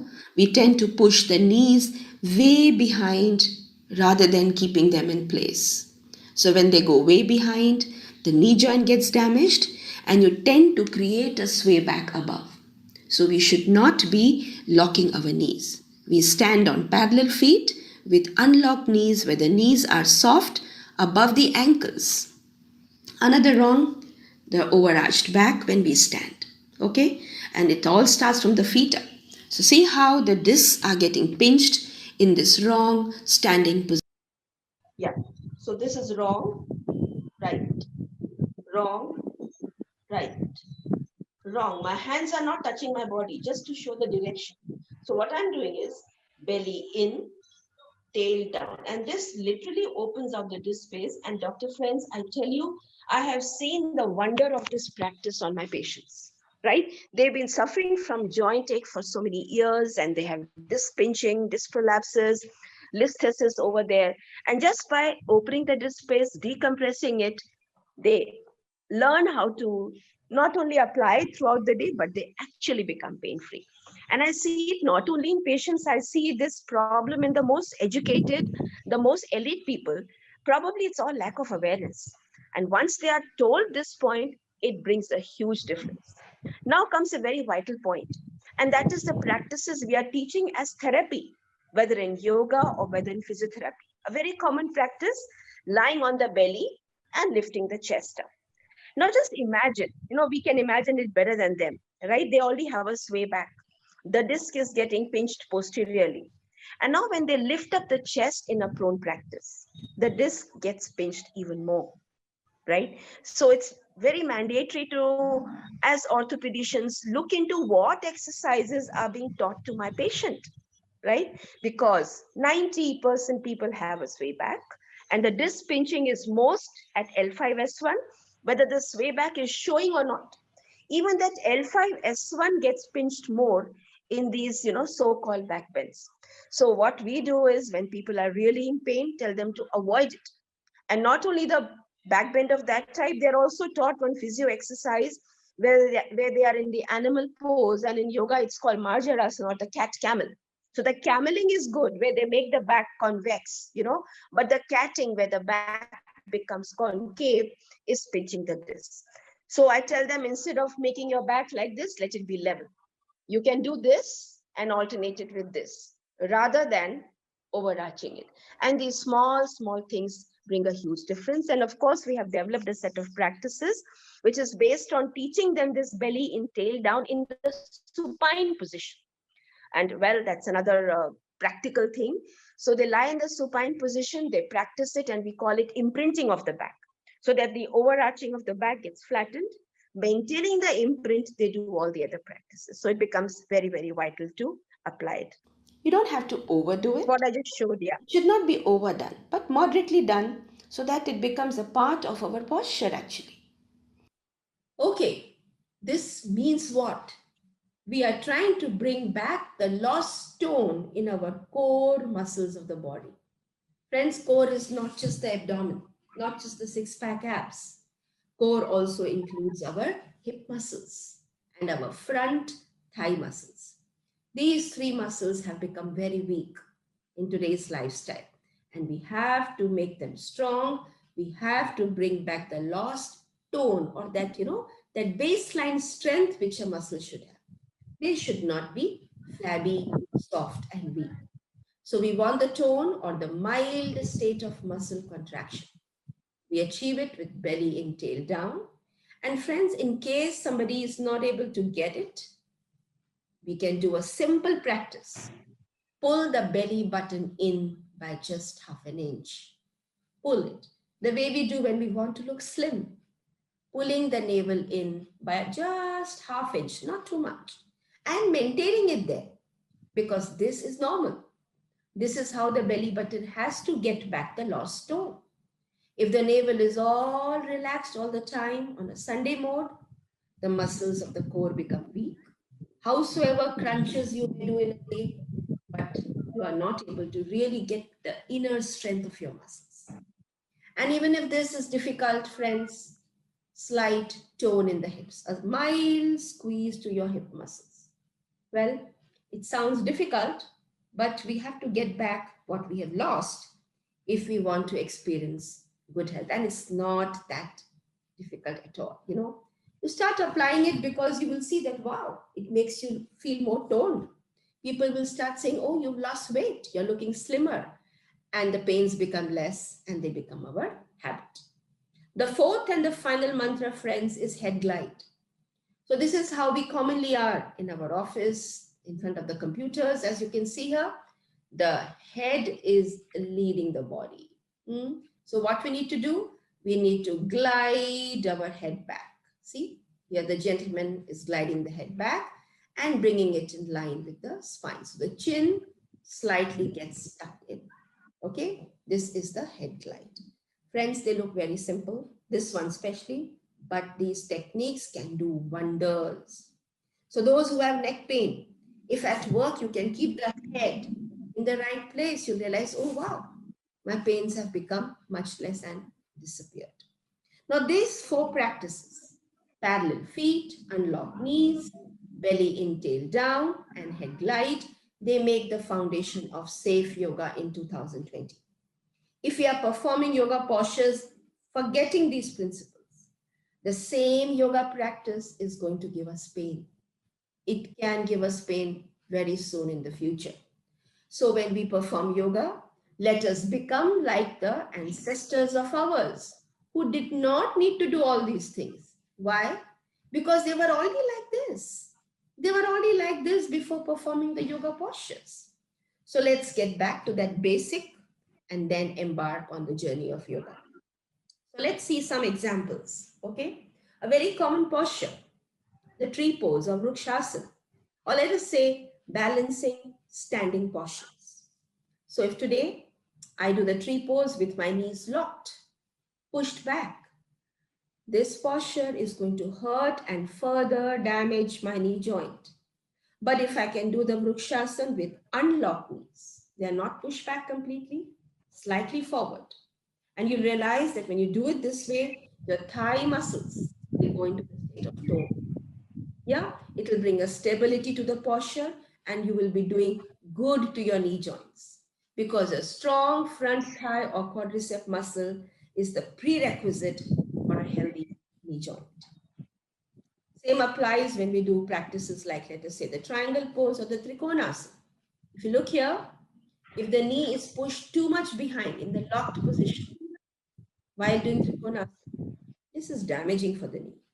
But if the knee can be kept unlocked and strong muscles to keep it in place, the same trikonasana will strengthen the knee joint. Knee safety is equally important in practice like the sun salutation or the Surya Namaskar. Well, sun salutation was designed for our ancestors who had very tight knees, being farmers. Well, and then practices like this would give a good stretch to the tight ligaments inside. But are we farming today? Do we have tight muscles and ligaments of the knee? No.